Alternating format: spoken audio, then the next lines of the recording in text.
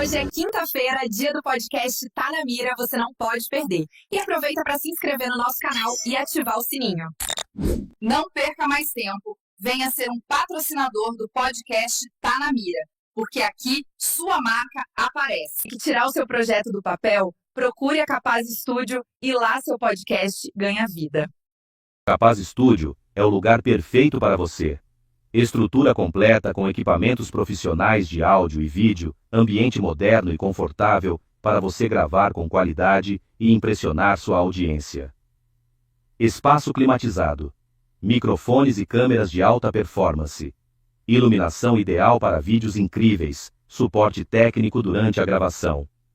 Seja para entrevistas, bate-papos ou episódio solo, o Capaz Studio oferece tudo o que você precisa para focar apenas no conteúdo. Reserve já a sua gravação e leve seu podcast para o próximo.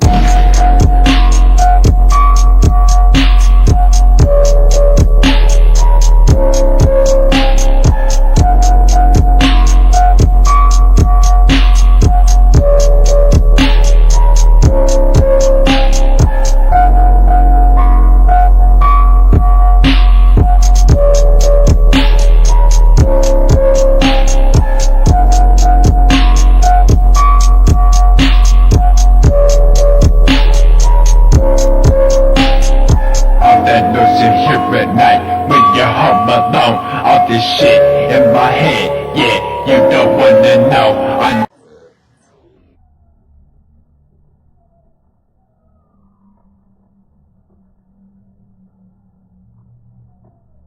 Tudo que é bom pode melhorar. Olha eu aqui de cara nova. E tá difícil achar quem não gosta. Não tem como não viciar depois que prova. E tá difícil achar quem não gosta. Se já era top antes. Atenção, atenção! Toda quinta-feira no Garagem Lanches tem promoção imperdível. 2 lanches gordão por apenas R$ 49,90. Isso mesmo. 2 gordão por só R$ 49,90. Venha para a Avenida Abdonajar, 940, Nova Americana, ou peça já pelo WhatsApp. 193 4080533. Garagem Lanches. O sabor que estaciona na sua fome. Já pensou em transformar sua próxima cerveja em uma experiência? Conheça a Seven Hands, a cervejaria artesanal que une tradição, criatividade e ingredientes de verdade. São rótulos exclusivos, sabores intensos e aquele toque especial de quem faz tudo com as próprias mãos. Ou melhor, com 7 mãos. Curtiu? Então segue a @cervejaria Seven Hands no Instagram e descubra qual rótulo é a sua cara. Seven Hands, cerveja feita por apaixonados para apaixonados.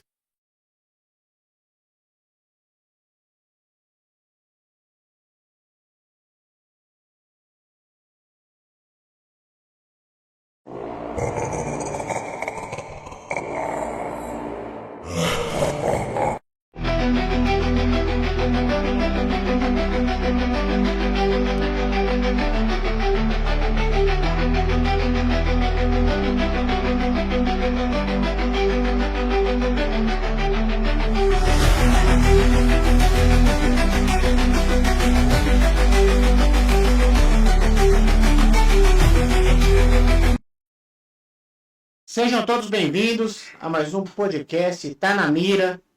Hoje a gente tem o prazer de estar tendo um bate-papo aí. Grande amigo, meu irmão aí, Brustolin, primeiro tenente do Corpo de Bombeiro aqui da cidade americana.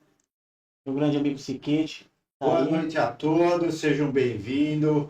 Curtam aí o canal aí, se inscrevam, façam as perguntas aí para quem tem interesse em saber sobre a atividade de bombeiros aí. Hoje é o dia para isso. Quero agradecer aqui o pessoal que está nos assistindo aí. Gasparotto, dando uma boa noite para nós aí, minha esposa Sueli, meu querido amigo, o meu subpredileto Abreu. Boa noite, Abreu. Sub Abreu aí, Helena Brustolin, a esposa, né? É minha mãe. Sua mãe tá aí, ó, vendo aí, minha sogra Vânia Talasso aí, Cláudia Arone Júnior dando boa noite para nós aí. E hoje vai ter um bate-papo aí que, como eu falo, já tive a oportunidade de ter um bate-papo com o Brustolin em outro podcast. Não tem quem não gosta do bombeiro, né? É uma coisa que... É quase 100% de aprovação, mas ainda tem um pessoalzinho que não gosta. Que não gosta, né? É que não dá pra... Eu penso assim, se agradar todo mundo, tá errado. Se desagradar todo mundo, alguma coisa tá errada também. Então tem que ter um desagrado, mas assim, normalmente são questões específicas, eu posso até explicar um pouco para vocês aí, mas a gente sempre tem algo a melhorar também, né? Isso aí é normal. Mandar um abraço aqui para Iracema Maroni, que está nos assistindo aí. Tia. Quero começar agradecendo também já os nossos patrocinadores aí já. Seven Hands aí do nosso show, lembrando que no dia 20 aí agora, sábado, aniversário de 6 anos da Seven Hands. Passa lá, vai ter chopp diferenciado, vai voltar a partir do meio-dia, vai ter banda, vão fechar a rua ali. Frente, que eu conversei com eles agora, vão fechar lá, vai ter umas bandas boas lá e... Sim, pra quem gosta daquele rock show de bola aí, ó, final de semana, vai ter aquele tradicional chopp azul, que tá de volta aí. Agradecer o nosso grande amigo e parceiro Paulo também aí, da Garagem Lanches aí. Isso. Que mandou essa porção pra nós aí, lembrando aí. Da Garagem Lanche hoje, toda quinta-feira, 2 gordão, você encontra lá por R$ 49,90. Somente na Garagem Lanches, tá? Pode ir lá, a Mônica ali tá atendendo vocês ali muito bem, uns lanches saborosos. Pode ir lá curtir espaço, tem ambiente, tem local para criança ali. Quando você estiver comendo o seu lanche ali, a criança tiver tem um espacinho ali para se divertir ali, brincar, dá para ficar tranquilo ali. Show de bola. Daniel Baiuca aqui, ó. Boa noite, guerreiros. Léo Tatu tá aqui, ó. Dando uma boa noite pra nós aqui. E, Brustolini, se apresenta aí pro pessoal. Boa noite a todos que estão nos assistindo, né? É sempre um prazer estar aqui. O nosso irmão Paulo, o Sargento Siquete, né? É um prazer conhecê-lo, viu, Siquete? Sempre é um prazer estar com os veteranos, né? Que deram aí o suor e o sangue pela nossa população paulista, né? Então, é um prazer. Então, boa noite a todos, agradeço a todos que estão assistindo. Então, eu sou o Tenente Brustolin, estou como Tenente Brustolin hoje, né? Mas já estava conversando aqui nos bastidores, já fui soldado também. Né? Então, eu até costumo dizer para algumas pessoas que eu sou aquele clichê. Minha mãe Helena, que está assistindo, sabe disso. Eu sou o clichêzão, né? Aquela criança que sonhava em ser bombeiro. Então, quando eu vi um caminhão de bombeiro, a gente ficava, né, fascinado, encantado. E eu persegui esse sonho, né? Eu batalhei muito para entrar no Corpo de Bombeiros. Minha mãe acompanhou essa trajetória inicial. Agradecer também a minha esposa, que dá todo o apoio, tem me dado todo o apoio aí ao longo da minha carreira. Toda a minha família, né, que me apoiou, minhas irmãs. E eu entrei no Corpo de Bombeiros na verdade, na Polícia Militar, em 2008, em 22 de julho de 2008, depois de prestar o segundo concurso, né, como soldado. E aí, em 2009, a gente foi lá para a Escola Superior de Bombeiros, que na época chamava CEIB, Centro de Ensino e Instrução de Bombeiros. Era um sonho estar lá, né, na terceira maior escola de bombeiros do mundo, imagina? A maior escola de bombeiros da América Latina. Então, quando eu pisei naquele pátio pela primeira vez, realmente foi muito emocionante. E até hoje eu volto lá, toda semana eu tenho voltado lá. Agora tenho a honra de ser professor lá na ESB, né, ser instrutor na matéria de resgate e emergências médicas. Eu gosto muito também. Então, hoje eu estou lá, voltei como professor, isso para mim é uma honra. E aí, né, ao longo da minha carreira, continuando a apresentação, só me abrir um parênteses, a gente falou do Gasparotto, também foi um dos caras que eu aprendi a trabalhar, tá assistindo aí. Tá lá em Portugal, viu, Paulo? Porra, que bacana, hein? Aposentou e foi lá para Portugal. Fez o caminho que alguns militares fazem, né? Eu conheço vários militares aí que acabam aposentando e indo lá para buscar uma qualidade de vida melhor lá em Portugal, né? Mais que merecido, né? Mais do que merecido. Ele aposentou segundo tenente, né? Fez a carreira completa dos praças, né? Chegou a subtenente na ativa, aprendi muito com ele, agradecer o Gasparotto, toda a família, pessoas sensacionais que eu conheço já a longa data, aprendi muito. Na época que ele estava com a gente também, na época o Sargento Sendim, que também é outra família que eu aprecio muito, agradecer ele também aqui publicamente, não sei se está assistindo, mas é bom deixar registrado, foram os meus mentores aí no Corpo de Bombeiros, né? Inclusive o Gasparoto me apertava, viu, Siquete? Cheguei em recruta lá, ele não era bonzinho não, viu? Mas tá certo, tem que apertar, né?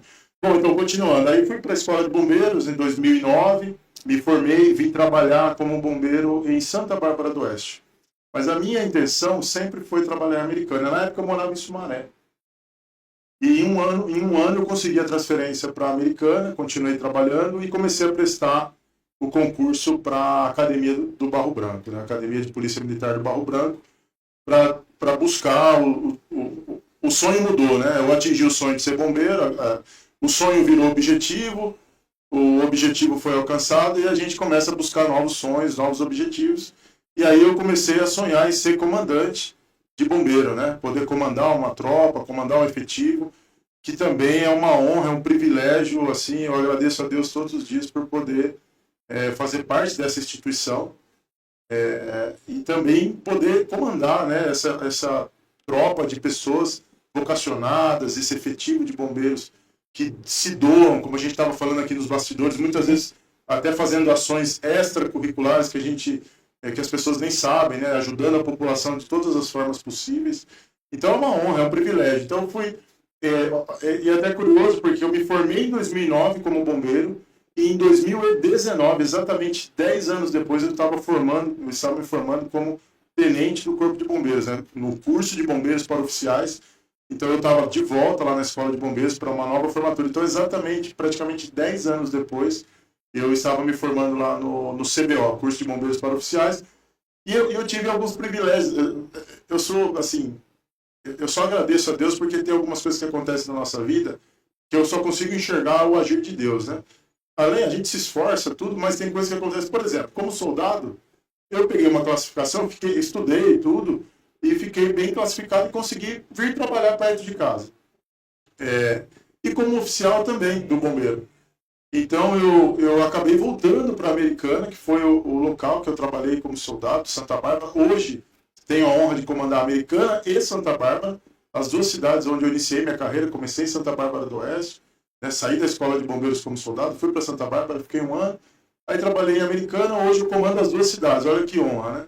E aí um pouquinho antes de eu fazer o CBO, eu trabalhei também no policiamento como aspirante e segundo tenente, lá no centro de São Paulo, no 7º Batalhão, 7º-M, né? Batalhão Metropolitano, onde eu também fiz muitos amigos que eu tenho até hoje, que a gente conversa até hoje, né? O Cabo Cavalcante, que era motorista, alguns oficiais lá, o coronel hoje, o Coronel Gonçalves, que foi do COI, hoje está no Choque, também foi nosso coordenador operacional lá. A gente tem muitos amigos, foi um período bacana, que eu aprendi muito também.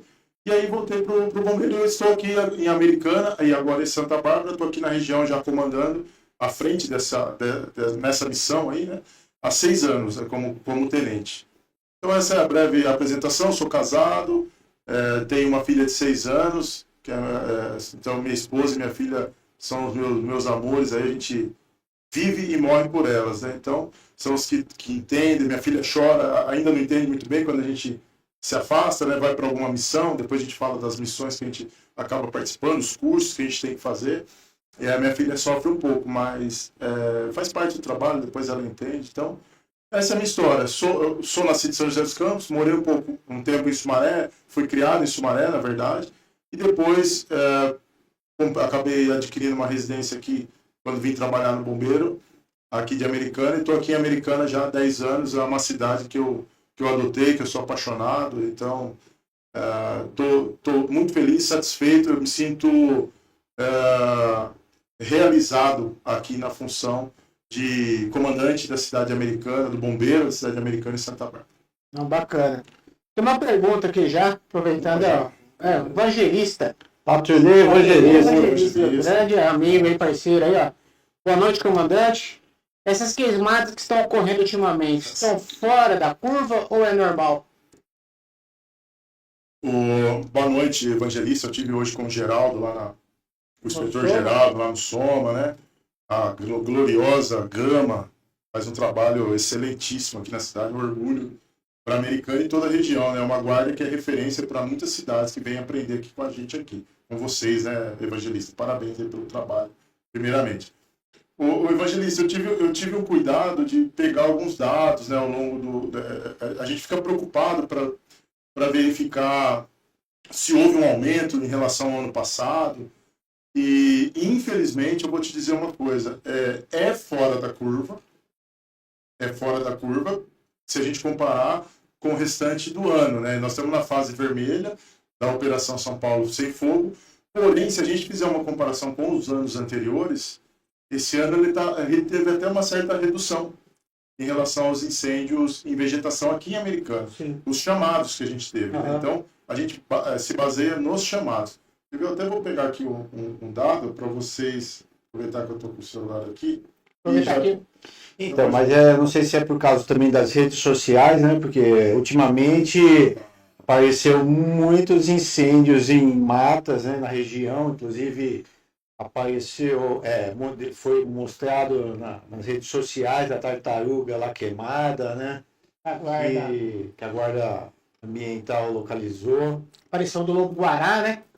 Exato. Então hoje o que acontece é até assim, os drones, né? Hoje os drones são sensacionais. Então começa um incêndio, já tem um drone lá filmando, e aí as redes sociais, infelizmente a gente tem o incêndio, ele acaba destruindo a flora e a nossa fauna. Americana, muita gente não tem ideia, mas a Americana é rica em animais silvestres, né? Na nossa região tem muitos animais silvestres.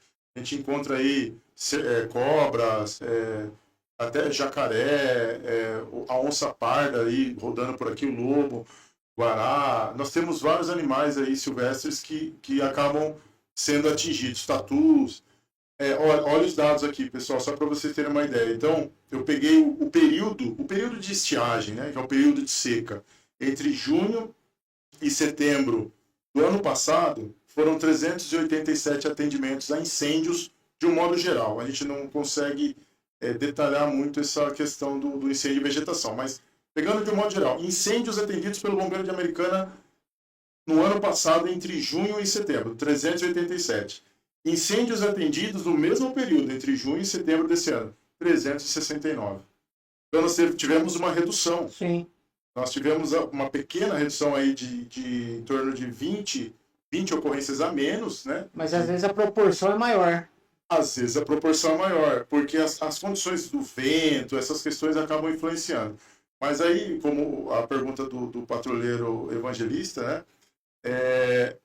Infelizmente, o período de estiagem, seja aqui no Brasil, seja aqui em Americana, seja em qualquer lugar do mundo, ele realmente causa uma sobrecarga, né? Existe um aumento absurdo de ocorrências e, infelizmente, muitas vezes a gente tem que priorizar aquelas ocorrências que podem evoluir para algo mais grave. Pode atingir uma residência, uma escola, uma empresa, como foi o caso ali da comunidade carente, conhecida popularmente como Zincão, né? Que eu tive lá nessa ocorrência. A gente chegou muito rápido e eu pude perceber que se não fosse a ação do Corpo de Bombeiros ali, entrado para dentro ali, o fogo estava já praticamente atingindo algumas moradias de madeira, né? E ali não tem o que fazer. E o pessoal trabalha muito com reciclagem ali também, né? Que isso contribuiria muito com... E aí, o Siquete, o que a gente viu? Nenhuma moradia foi atingida naquela ocasião. Os moradores também nos ajudaram, estavam empenhados em auxiliar com água, com recursos, mas a ação do bombeiro, nós tivemos bombeiro de... para você ter, eu pedi apoio, né? Nós tivemos bombeiro de Sumaré, Santa Bárbara não veio porque estava em outro incêndio numa indústria, Sumaré, Piracicaba, nós tivemos Capivari, nós tivemos Nova Odessa, Hortolândia. Então nós foram várias cidades envolvidas, além do DAI, da Secretaria do Meio Ambiente, que mandou um caminhão para nós, o DAI mandou um caminhão, Defesa Civil, com o João Mileta, esteve lá. Então todos empenhados em conter aquele fogo. E aí a gente vai observar assim, mas e a área verde? A área verde foi uma área praticamente... Foi uma área em torno de 300 mil metros quadrados, ali no entorno do Zincão, atrás do Zincão, né? E foi totalmente queimada, infelizmente. E às vezes o lugar é de acesso difícil também, né? Quase tudo, porque... É um vale, né? É um local de difícil acesso. Então, Eu faço alguns plantões, inclusive amanhã estou de plantão em Piracicaba. Eu fico responsável operacionalmente por 52 cidades, Sim. que é a região do 16º Grupamento de Bombeiros inteira. No domingo passado eu estava de plantão e a gente tinha um incêndio em uma montanha chamada Monte Branco, em Piracicaba. Mas é uma montanha e o incêndio estava no topo. A gente utilizou a aeronave, o Águia 14, né? Inclusive agradecer os oficiais do CAV-PM, né? Do nosso Centro de aviação. do nosso centro de aviação, que nos apoiaram muito lá. Então, fizeram 50 lançamentos. Nós subimos, eu subi com alguns bombeiros. A dificuldade para acessar os focos de incêndio é enorme. Você chega no alto da montanha, já está totalmente fadigado, esgotado. Então, e aí chega lá, ainda tem que... Equipado ainda todo. Com um abafador, que é uma ferramenta que a gente usa para apagar o fogo, o bomba costal. Então, a gente faz tudo aquilo que a gente consegue fazer. Mobiliza as forças vivas da sociedade, né, as brigadas, o pessoal de fazenda. Então, não é uma exclusividade aqui de Americana. Como eu estou comandando Santa Bárbara, ontem eu estive lá, também tinha 3 focos gigantes lá em Santa Bárbara, inclusive um próximo ao quartel. Nós enviamos 2 caminhões, um para cada foco, mais uma equipe com caminhonete, mais a Defesa Civil. Então, o que eu posso dizer, aproveitando essa pergunta do patrulheiro evangelista, já aproveitando e dizer para a população, a gente, como eu acabei de dizer, eu sou morador de Americana, né? Minha filha mora aqui, e mesmo se eu não fosse, a gente tem um compromisso com a sociedade, né? A gente tem um juramento de defender a sociedade até com o sacrifício da própria vida. Porém, a gente tem que sempre lembrar, né, que o maior bem jurídico, o principal bem jurídico tutelado pelo nosso ordenamento jurídico brasileiro é a vida, ainda é a vida. Existe o patrimônio, existe o meio ambiente, existe a fauna e a flora. Mas a gente tem que tomar cuidado, como vocês até disseram em questão do terreno, para que, infelizmente, eu não posso colocar o meu bombeiro em risco de perder a vida, porque ainda o maior bem jurídico tutelado no ordenamento nosso do Brasil é a vida, em qualquer lugar do mundo. Nós temos, agora, é diferente, o bombeiro, se ele precisar, se nesse mesmo incêndio, no Zincão, se alguém falasse assim, ó, bombeiro, tem uma pessoa lá dentro, no meio daquele fogo lá, Ele vai, né? Ele vai morrer tentando salvar aquela... Eu tenho certeza porque nós fazemos esse juramento.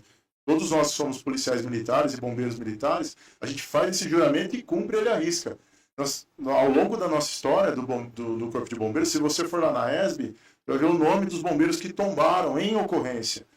Então, nós temos mais de 140 bombeiros que, nesses mais de 145 anos, mais 147 anos de história do bombeiro, foi fundado em, 1880, né?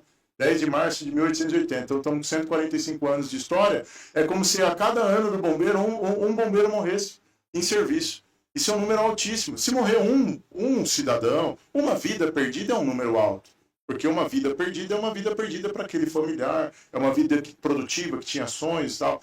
Mas imaginem só, a cada ano o Corpo de Bombeiros perde um bombeiro em serviço a atender a ocorrência. Ou seja, isso demonstra o compromisso que a gente tem com a vida humana. Porém, a gente tem que analisar algumas questões. Não há risco para a vida humana, não há risco para o patrimônio, não há risco para alguns animais. Eu tenho que avaliar também a vida do bombeiro. Eu, como comandante, a minha função é essa. Primeiro, avaliar a segurança, né? Então, a gente chega na ocorrência e pensa sempre na segurança. E como eu falei, a gente muitas vezes tem que segurar o bombeiro, né? Porque o bombeiro, ele quer atuar. E a gente segura e fala, cara, pensa um pouco, analisa, calma, vamos pensar. Nós vamos atender a ocorrência sempre. Mas a gente sempre tem que pesar isso daí. Qual é o risco? Esse terreno lá perto do Zincão é um vale.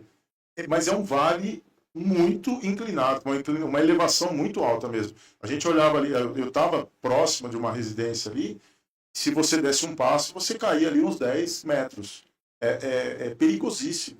E muita gente não sabe. O pessoal fala, mas o bombeiro não entrou lá no meio para apagar. Cara, não tem condições, né? A gente tenta de todas as maneiras.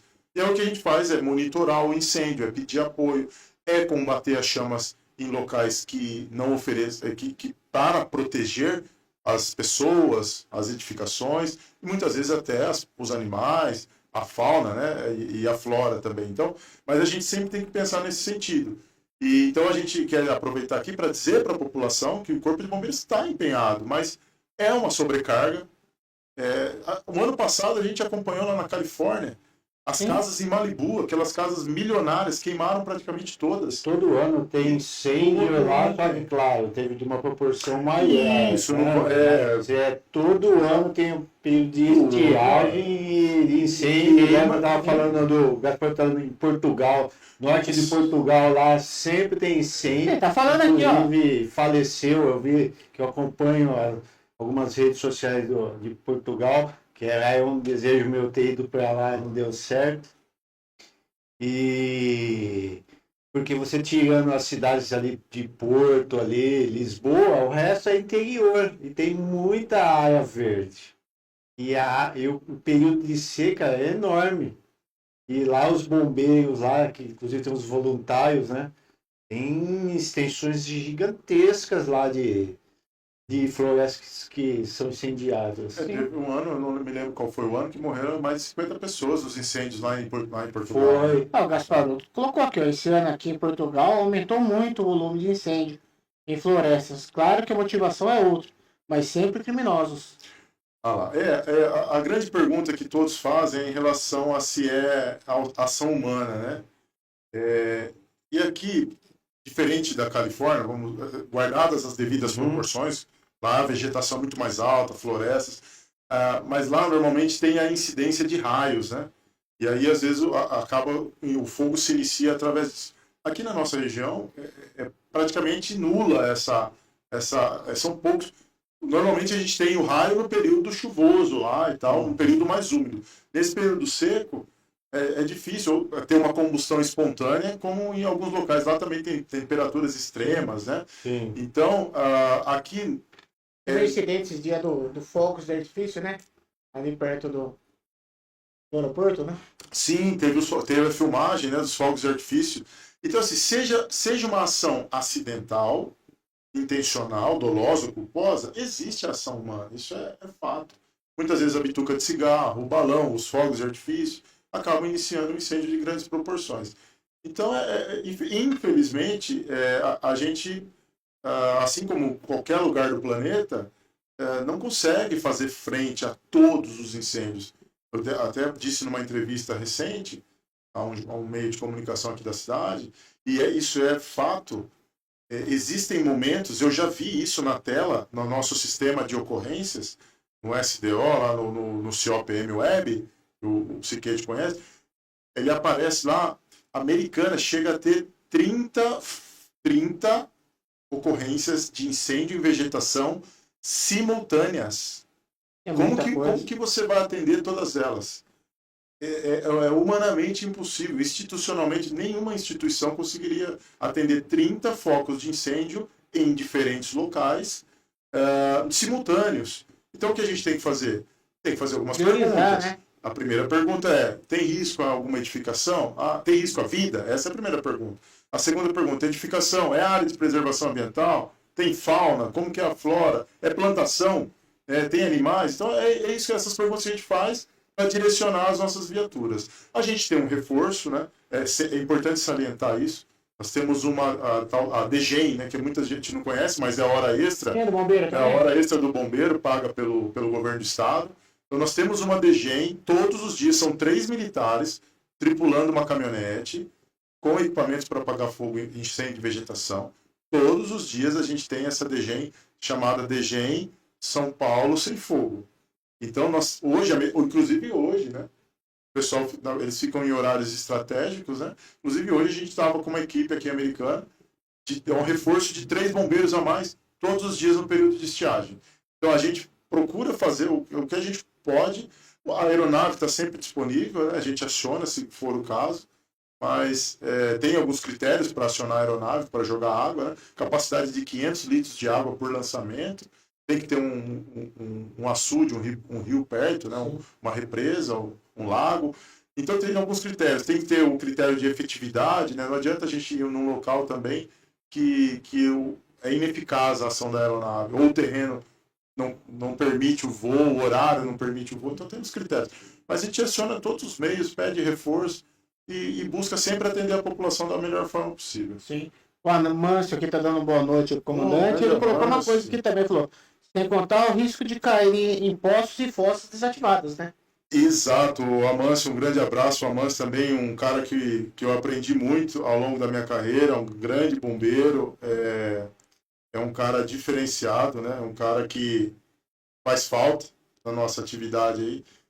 E ele lembrou bem, o Paulo. Inclusive, nós já tivemos um caso, viu, de bombeiro que caiu em buraco e se machucou. Não é. Deixa eu colocar aqui, eu estava só procurando aqui. Pronto, agora eu não mexo mais para ver onde que estava aparecendo aqui e ver o pessoal que tá mandando mensagem aqui. Então, obrigado, viu, Amâncio? Um abraço aí. Você deixou sua história aqui no Bombeiro, no Corpo de Bombeiros de Americana, assim como Foi pra reserva? Falou, foi para reserva. Tá morando na nossa cidade? Mora na nossa cidade. Ah, Márcio, já deixa o convite se quiser Aí, participar do podcast aí. Já convidei ele. Já tá de porta aberta aí. Você falando dos animais, a gente teve até uma foto esse tempo atrás, eu até liguei brincando, que a gente tava comentando com os batedores, dos gatinhos que o Neto salvou. Opa, estava nessa ocorrência também. A foto lá, um incêndio lá em Limeira. Lá do Neto, brincando os gatinhos. Aí, tipo, a pessoa se preocupa, o bombeiro se preocupa até com os animais da casa. Exato. Não é somente os proprietários da casa, né? Exato. E uma coisa que assustou, eu particularmente, acho que o Siquete também, a gente teve um podcast aqui com o Teixeira. Capitão Teixeira. Não sei se... Grande Teixeira. Teixeira. Tive a oportunidade de trabalhar com o Trabalhou com Teixeira. ele e tudo.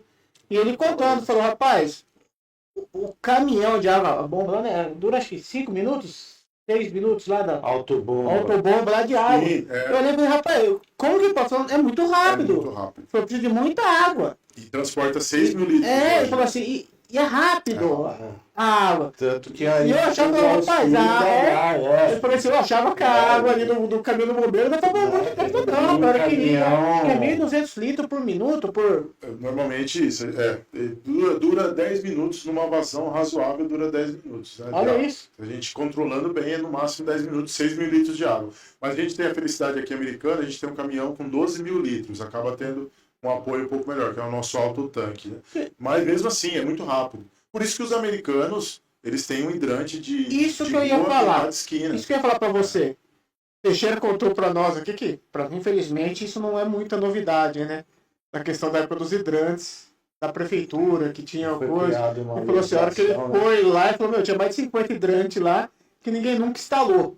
Isso dificulta muito a vida do Corpo de Bombeiro? Olha, dificulta bastante. Sem envolver política, na parte... Não, é operacional. Operacional. E, assim, inclusive, eu quero deixar registrado aqui que a gente tem um apoio irrestrito do poder público municipal. Para quem não conhece, o bombeiro ele só existe no município através de convênio. Diferente da polícia militar, que é totalmente administrada pelo Estado, o bombeiro ele tem um pai e uma mãe, eu costumo brincar, né? O pai é o Estado e a mãe é a prefeitura. Então, é uma responsabilidade dupla, né? Dividida entre Estado e Prefeitura. Então, só deixar registrado que, inclusive, nós temos um grande apoio da Prefeitura, porque eles fornecem alimentação, combustível, alguns equipamentos. O Estado, instalações, isso é a Prefeitura. O Estado entra com viaturas, efetivo, que é, inclusive, o maior custo num convênio com a folha de pagamento de efetivo. Mas a gente tem que falar a realidade. E realmente hoje nós temos 125 hidrantes em Americana. Pouquíssimo, né? Pouquíssimo. Mas não é só aqui na cidade americana, isso é no Brasil como um todo, no estado de São Paulo. Eu acredito que o estado de São Paulo ainda seja um dos que mais tem hidrante. Até porque tem que ter o correto ter uma rede de água específica para o hidrante, né? Correto, sim. Porque em horários de pico, que também é outro, muitas Porque vezes não adianta ter um acontece, né? monte de hidrante e não ter força de água suficiente para ele, não vai resolver nada. Né? Exato, principalmente horários de pico, que as pessoas estão chegando do trabalho, estão cozinhando, estão tomando banho. Então a vazão dos hidrantes reduz. Aqui no Brasil ainda a gente tem os hidrantes ainda interligados com a rede pública de abastecimento de água, né, de fornecimento de água. Nos Estados Unidos já é uma rede separada, é uma malha de tubulação separada. Mas mesmo assim ainda é melhor do que... Não, exato. A gente... Dependendo do caminhão-tanque chegar no local. O exemplo mais recente que a gente teve foi o Zincão aqui, assim, vamos dizer, de uma ocorrência com risco real de atingir as edificações, uma ocorrência de gravidade. O nosso hidrante mais próximo, ele estava lá no Parque Gramado E aí a gente demorava 20 minutos para abastecer o nosso caminhão. E 20 minutos de fogo é fogo, hein? Então, exato. E aí, então, assim, do local que a gente estava até ali com o caminhão que é pesado, a gente gastava em torno aí de 10 minutos para chegar no hidrante, 10 minutos para voltar, mais 20 para abastecer, 40 minutos. 40 minutos o fogo já destruiu praticamente tudo.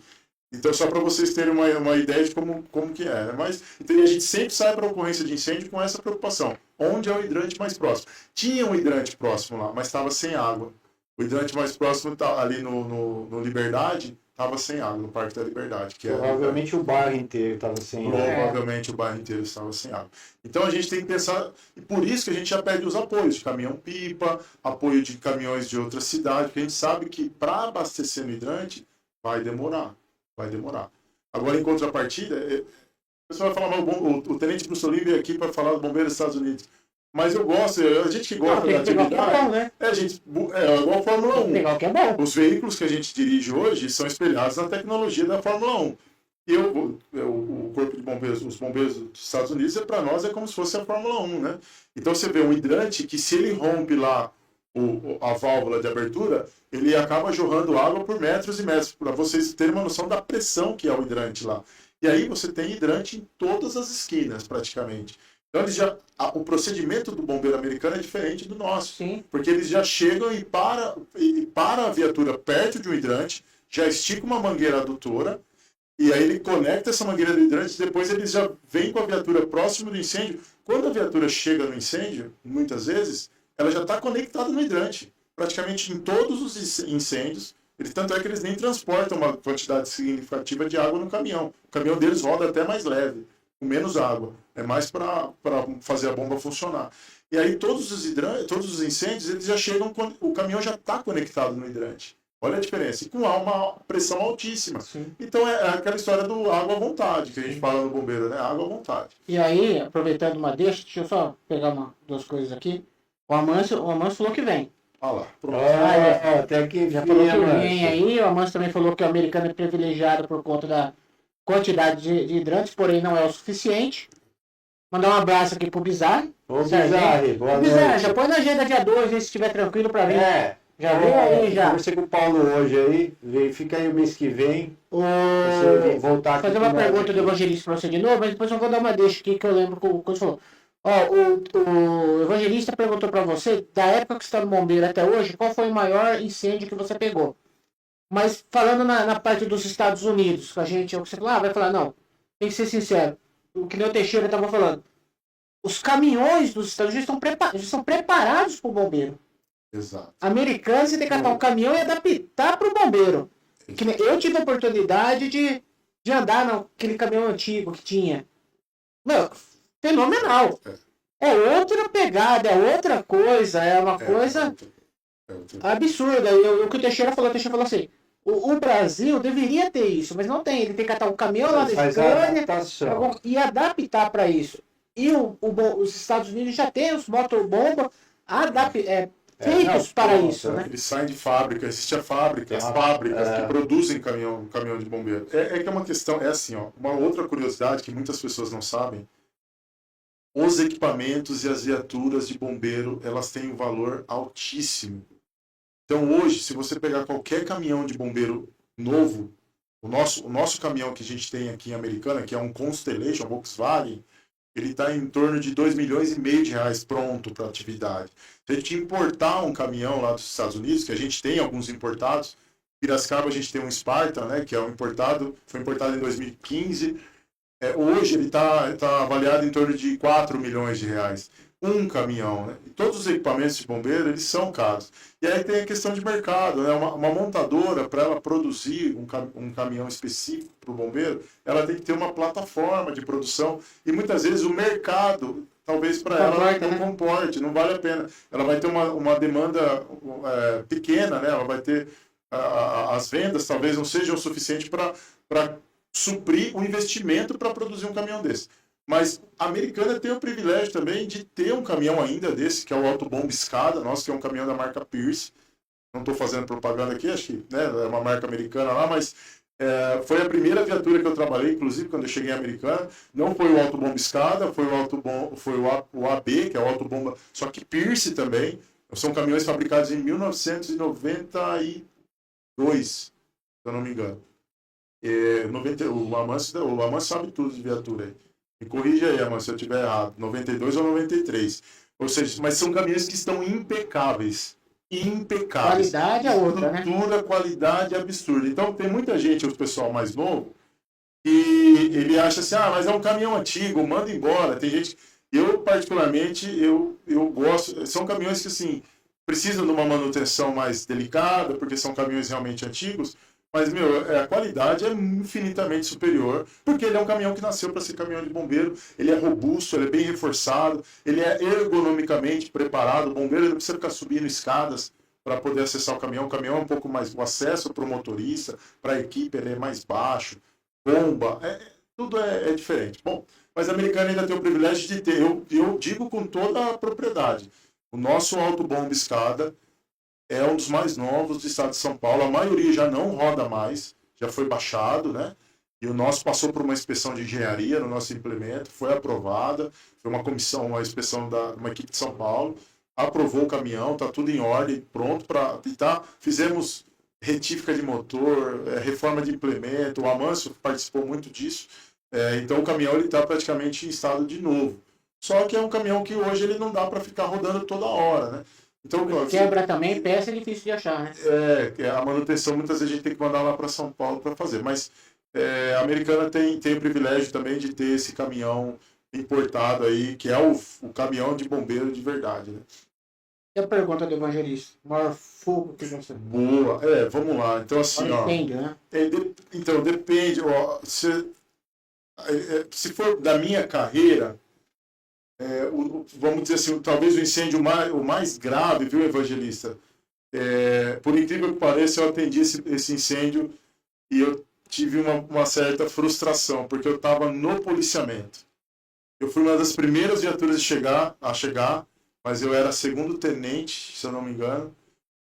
Foi incêndio do Largo do Paissandu, no prédio o Wilton Paes de Almeida. Eu era comando Força Patrulha. E o Copom irradiou incêndio num prédio lá no Largo do Paissandu. A gente chegou lá, foi mundialmente famoso, porque o prédio ruiu em questão de uma hora e meia de incêndio. Foi invadido? Ocupação, né? Invadido foi na madrugada do dia 1º de maio de 2018. Eu fui uma das primeiras viaturas a chegar, porém eu estava como policial militar naquela época, e o que eu pude fazer foi evacuar os prédios ao redor, orientar as equipes lá para isolar a área e tudo mais, subir no prédio do lado. Aquele homem que foi identificado, que na época a gente tinha um rapaz pendurado no para-raio, né, no sistema de descargas atmosféricas, né? De prevenção de descargas atmosféricas. Ele estava preso lá, eu que achei aquele rapaz e modulei no rádio, pedi para acionar uma equipe de bombeiro para subir lá e resgatar ele. Infelizmente, não deu tempo, né? O prédio caiu antes deles conseguirem resgatar. Mas eu estava todo o tempo falando com ele, falei, calma, uma equipe vai chegar e tal. E ele estava, de verdade, era uma situação assim, terrível, porque você vê uma pessoa descalça, o prédio quente, pegando fogo, e ele segurando numa espécie de cabo de aço, que é o sistema de prevenção de descargas, de proteção contra descargas atmosféricas, é um cabo de aço. E ele estava praticamente no 15º andar do prédio ali. Eu estava no 15º andar do prédio no fundo, né? E foi interessante que, como o prédio que eu estava evacuando era no fundo do prédio que estava pegando fogo, então ninguém estava vendo aquele rapaz. E aí eu tenho, inclusive no meu celular antigo, eu tenho até umas fotos que eu tirei com o meu celular que pegava ele lá. Então esse foi um incêndio que me marcou muito, viu, evangelista? Esse foi um incêndio que marcou muito. Tive outros grandes incêndios, né, que duraram dias. O próprio incêndio aqui americano, que foi muito grande, foi ali da região do Carioba, das indústrias do Carioba. Eu estava de folga. Minha esposa, se estiver assistindo, vai lembrar disso. Você contou. Casamento, né? Era aniversário de casamento. Eu ia sair com ela para jantar e o jantar nunca aconteceu. Depois aconteceu, depois do outro dia, né? Ela teve que entender, porque eu saí, era 5 da tarde, para ir para essa ocorrência, 5h30, e voltei só no outro dia, por volta das 8 da manhã. Foi uma ocorrência bem cansativa, bem grande. Mas a gente tem vários incêndios aí que eu me lembre. Foram esses. alguns outros aí que tiveram grandes aqui na região, infelizmente eu não consegui participar. Por exemplo, do Walmart, eu estava na academia do Baú O Walmart foi grande aqui foi também. muito grande aqui também, né? Eu estava na Eu academia acho do que Baú. foi da cidade americana, foi um dos maiores, né? Acho que na cidade americana acho que foi o maior, provavelmente foi o maior. Foi o maior. Mas não tinha tanta residência em risco em volta. Mas ali, bastante né? coisa inflamável, né? Sim. O mercado pegou fogo, muita coisa ali. Não, muito.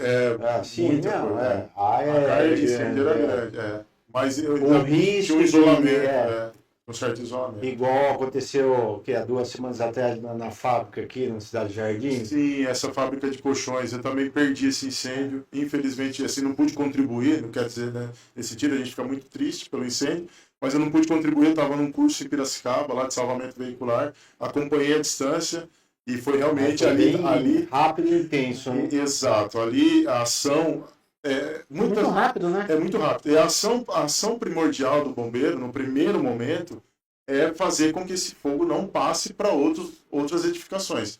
Então, muitas vezes as pessoas que não conhecem o trabalho, e também não têm obrigação de conhecer, isso é normal, elas vê o bombeiro lá jogando água na parede do prédio, vai falar, mas o que ele está fazendo? Ele está resfriando aquela parede para que esse fogo, através de condução de calor, ele não passe para a parede de uma casa que está próximo, do depósito de recicláveis que estava próximo, chegou a começar a aquecer, entrar em ignição alguns materiais lá, mas, de novo, né, a ação do bombeiro ela é primordial.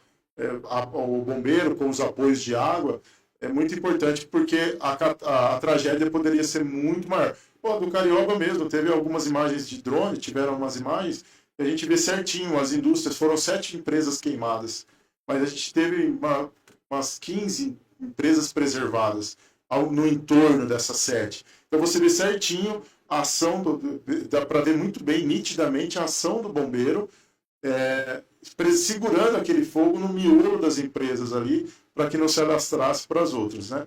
Então, a gente tenta minimizar os danos. Muitas vezes a gente não consegue minimizar o quanto a gente gostaria, né? Mas a gente sempre foca em minimizar os danos aí. E lá, aqui só uma coisa, o Amâncio falou que os dois são 1992.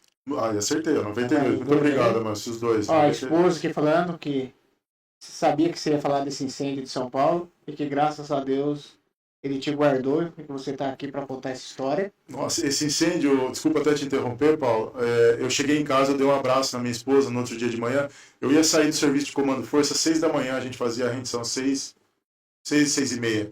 Eu cheguei em casa por volta das 4 da tarde, porque eu fiquei lá, eu não tem como ir embora, cara. Tem que estar aqui ajudando de alguma maneira, né? Mesmo no policiamento. E quando eu cheguei em casa, eu cheguei com a farda toda, eu ia de ônibus, eu viajava de ônibus. E quando o prédio caiu, nós todos que estávamos ali, ficamos cheios de pó, de escombros mesmo. E quando eu cheguei, eu estava no alto do prédio vizinho quando caiu, e a gente achou que o prédio ia cair em cima do nosso prédio que a gente estava. Eu não esqueço nem o nome do prédio, o prédio chama Caracu. E aí esse prédio, ele ruiu, e começou todo mundo que estava lá em cima, inclusive os bombeiros, todos começaram a descer rápido. Foi evacuação, né? Desespero. Desespero. E você não enxergava nada. A gente colocou a camiseta da farda assim, ó, a camiseta por baixo da gandola da farda, e desceu desse jeito, para não respirar o pó, porque você não enxergava nada. E aí quando eu cheguei todo branco, eu cheguei em casa, eu abracei minha esposa, falei, meu amor, hoje eu vi a morte. E aí a gente começou a fazer contagem. A gente começou a ver quem estava vivo. Olha a situação. Um prédio cai, vem aquele pó de escombros de concreto. Sim. E aí começamos a modular. Aí tinha um bombeiro sumido. E os policiais todos modulando. Tenente, todo mundo aqui, está aqui, Força Tática está aqui, o Rocan está aqui, todo mundo e tal, conferindo o efetivo. E aí o pessoal do bombeiro falou, Tenente, está faltando um do bombeiro. E aí nós fomos encontrar, ele estava passando mal atrás de um caminhão, atrás de uma viatura do bombeiro. E aí, graças a Deus, a gente descobriu que estavam todos bem. Infelizmente, tivemos 6 mortes lá confirmadas, né? Depois, os trabalhos duraram dias e dias, né? De buscas de corpos, mas Sim. Foi essa ocorrência. Mas a gente pega um exemplo, que nesses tempos eu estava assistindo de novo na Netflix, o documentário sobre a Torre Gêmeas, imagina o desespero daquilo ali. Cara, eu sou fascinado por isso. Eu assisti já uns 200 documentários da Torre Gêmeas. Saiu um novo tempo aí na Netflix de novo, eu estava assistindo. Rapaz, você começa a analisar aquilo e você fala, é assustador. É assustador. É uma coisa fora do comum, né? Terrível. Aqui, ó, como uma boa esposa, falando que lembra muito bem do dia da perda do aniversário de casamento, tá? Como uma boa esposa, eu sei como que é essas coisas também. O Amâncio falando aqui, ó, sangue de bombeiro. Grande Amâncio. Com certeza. E eu lembro também que nessas ocorrências que teve pra lá e pra cá, você participou. A Juliana Brustolin aqui. Minha irmã tá lá nos Estados Unidos. Tá nos Estados Unidos. Tá nos Estados Unidos, olha que bacana. Lá. Te amo, viu, minha irmã? Lembro que, não sei se você sabia, mas o Brustolin foi pro Rio Grande do Sul. Enchente lá. Conta pra nós um pouco de lá. Que ali foi triste também. Foi triste. Você tem familiares lá também, né? Sim, meu pai é nascido em Erechim, né? A origem da minha família é gaúcha. E a gente funciona assim, né? O Paulo Siquete. Eu sempre fui voluntário para as missões externas, a gente chama de força-tarefa, né? Então, Brumadinho, Baixada Santista, quando teve o deslizamento lá, a gente infelizmente perdeu 2 bombeiros lá. Eu sempre fui voluntário, só que como a gente trabalha aqui no interior, infelizmente às vezes não chega, porque as equipes vão para lá, ficam um tempo e tem que ter rendição, né? Tem que trocar a equipe. E muitas vezes até chegar nas equipes do interior, que estão de sobreaviso, a ocorrência já está controlada e acaba desmobilizando e acaba cancelando a nossa participação. Foi isso que aconteceu em diversas outras catástrofes. Eu sempre tive essa frustração. Caramba, nunca vou. Porque a gente que é bombeiro, a gente quer trabalhar, a gente quer ajudar, né? E aí, como a ocorrência do Rio Grande do Sul foi uma ocorrência que se estendeu muito tempo, e eu já era voluntário para ir, começaram a chamar as equipes do interior, e eu tive a oportunidade de ir. Eu fui no segundo momento, né? Eu já fui quando a água estava baixando, mas ainda tinha muita lama, muitos animais mortos. A gente estava em busca de vítimas ainda, que a gente chama de vítimas, né? A gente costuma não usar o termo corpos, porque são, na verdade, familiares, pessoas queridas, né? Que os familiares estavam aguardando a gente encontrar aquelas vítimas ainda que estavam embaixo ali da lama, né? Então foi um trabalho mais de busca de pessoas ainda desaparecidas. Fiquei 8 dias lá, muito frio, chuva. Sobrevoei toda a área lá com o helicóptero. Nosso Águia também estava lá. Tinha uma equipe toda da Polícia Militar, do COI, da Polícia Ambiental, do Choque e também do CAV-PM. A equipe médica da Polícia Militar estava lá com a gente. Então foi assim, uma experiência...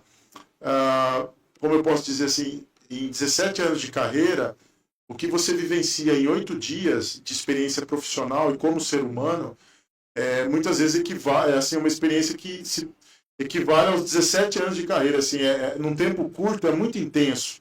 O contato com a população gaúcha, todo aquele cenário. Então, quando você sobrevoa, uma coisa é você ver na televisão, né? Eu passei em frente daquela loja Havan, que ficou submersa praticamente. Aí você olha o rio... A quantidade, ele subiu 30 metros. É um negócio, algo surreal. 30 metros dá quanto andar? São 10 andares. É um prédio, praticamente, se pegar o pé direito de 3 metros aí, é um prédio de 10 andares. O rio subiu um prédio de 10 andares. Certo, que é um pontilhão. Ele cobriu ele cobriu o pontilhão. Eu passei por aquele. Ponte, né? Uma ponte, no mínimo, é 15 metros. Exato. Né? Então, toda essa experiência de estar com uma equipe em campo, de verificar toda a situação, de ver a emoção do povo gaúcho nos agradecendo pela presença de São Paulo, o reconhecimento. São Paulo deu um show também, né? Cara, São Paulo, não só a parte de bombeiro, infantaria foi depois, né? O pessoal estava o pessoal patrulhando, né? A Polícia de São Paulo. Os gaúchos estavam se emocionavam para falar, cara, eu não acredito que vocês estão deixando a família de vocês lá para cuidar da gente aqui. Então, foi um momento assim, difícil, porque quando a minha filha sentiu muita falta, né, da minha presença, ela chorava toda noite, minha esposa falou.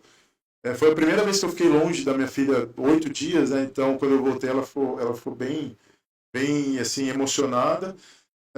Toda a família sente, né, mas em contrapartida você está vivenciando algo único, poder contribuir numa situação terrível, né, aí a gente estava com um canil lá, com a cadela Joy, e também, eu não vou me lembrar o nome da outra cadela. Que a gente estava nesse momento que a gente foi para lá, a participação do canil é fundamental, porque nós estávamos conversando agora até incêndio, né? Combate a incêndio, com caminhões, né? Com uma estrutura. Agora você está indo para salvamento em local alagado, né? Eu imagino que é completamente diferente em muitos aspectos. Não conhece a área. É muito Você vai precisar do barco, do bote, né? Exato. Tem a questão de contaminação de água. Algumas áreas já estava secando, a água estava baixando, mas estava muita lama. E em locais que a gente pisava, afundava até o joelho. E é uma lama com cheiro ruim mesmo, porque mistura com esgoto, decomposição, muita material orgânico, decomposição. Então assim, a gente rodava em algumas áreas, a área onde o rio devastou, e você via algumas coisas surreais. Por exemplo, uma geladeira em cima de uma árvore imensa, uma cama em cima de árvores, a força do rio. Então, casas destruídas, um cenário muito, muito triste mesmo. Mas a experiência, em termos de força-tarefa, o conceito de força-tarefa é o seguinte: existe uma polêmica, porque muita gente quer ajudar. Tiveram muitas pessoas que saíram daqui da região, levaram alimentos, mas muitas pessoas elas querem ir para a área devastada, para a área de risco, para ajudar. E a gente tem que tomar um certo cuidado. E a força-tarefa do Estado de São Paulo ela é muito bem estruturada do bombeiro de São Paulo. Então ela vai ter um planejamento, uma logística absurda, toneladas de equipamento. Então a gente vai com alimentação própria. Lá e não ter a devida produção, né? De ser produtivo ali. Isso, a gente levou um container de equipamento. Então a gente tem que ter alimentação própria, a gente tem que ter acampamento próprio. A gente não pode chegar num local de tragédia e chegar para as autoridades lá do local e falar: eu preciso de comida. Eu preciso de água, porque muitas vezes não tem. Então nós não podemos chegar lá para dar trabalho. Ou eu preciso de equipamento para trabalhar. A gente foi com nossas embarcações próprias, com as nossas viaturas, todos os equipamentos próprios. A gente foi com barraca, com tudo pronto para poder atuar lá, de forma autônoma, né? Autônoma. A Mariana Bussolini, que minha irmã também está nos Estados Unidos também. Me pergunte onde elas estão, que cidade que eu não. Elas estão nos Estados Unidos, as duas, tá? Uma está longe da outra. Exato, tem Olibora aí, ó. Que orgulho, minha meu sobrinho aí. Parabéns. Um abraço, tia. Ó, o Natal perguntando, até passou aí, eu ver se você conseguisse depois travar aqui, amigo, pra ver. A respeito da corrida. Boa Natal, tudo bem, meu amigo? Na outra semana, né? Não nessa, na outra. Semana que vem, não nesse domingo, no próximo, dia 28. Teremos a corrida 5 e 10 km, corrida Heróis do Fogo. Já temos muitos inscritos, né? Tivemos muitos inscritos, infelizmente as inscrições já se encerraram. Então vai sair lá do Bike Hotel, assim como foi a corrida Pernas da Alegria, que foi muito bonita também no último domingo, se eu não me engano. Nós vamos sair dali também, do Bike Hotel. Então vai ser uma corrida com a atmosfera de bombeiro, né? Com todo o aparato do bombeiro, a gente pretende levar as viaturas, fazer uma festa bonita para a família e para os corredores. Então, até eu vou ter que correr lá, viu, Paulo? Não vai ter jeito, não. Eu sou mais da musculação, né? A gente corre um pouquinho, mas vou ter que correr lá 5 km, eu e minha esposa, a gente fez a inscrição lá. O Natal já é ignorante, né? Falou que já vai estar no 10K. Não, 10K ele vai fazer aí 10K. Ele vai fazer em meia hora no máximo o Natal. Aí. Não, Natal é sacanagem. Vai virar 3 minutos o KM. E aproveitando, Natal entrou falando aí, a criação do bombeiro em Nova Odessa ajudou muito o americano? Ajudou. É que assim, né, Paulo? E calma aí, uma outra pergunta embalando isso daí. Foi criado na realidade?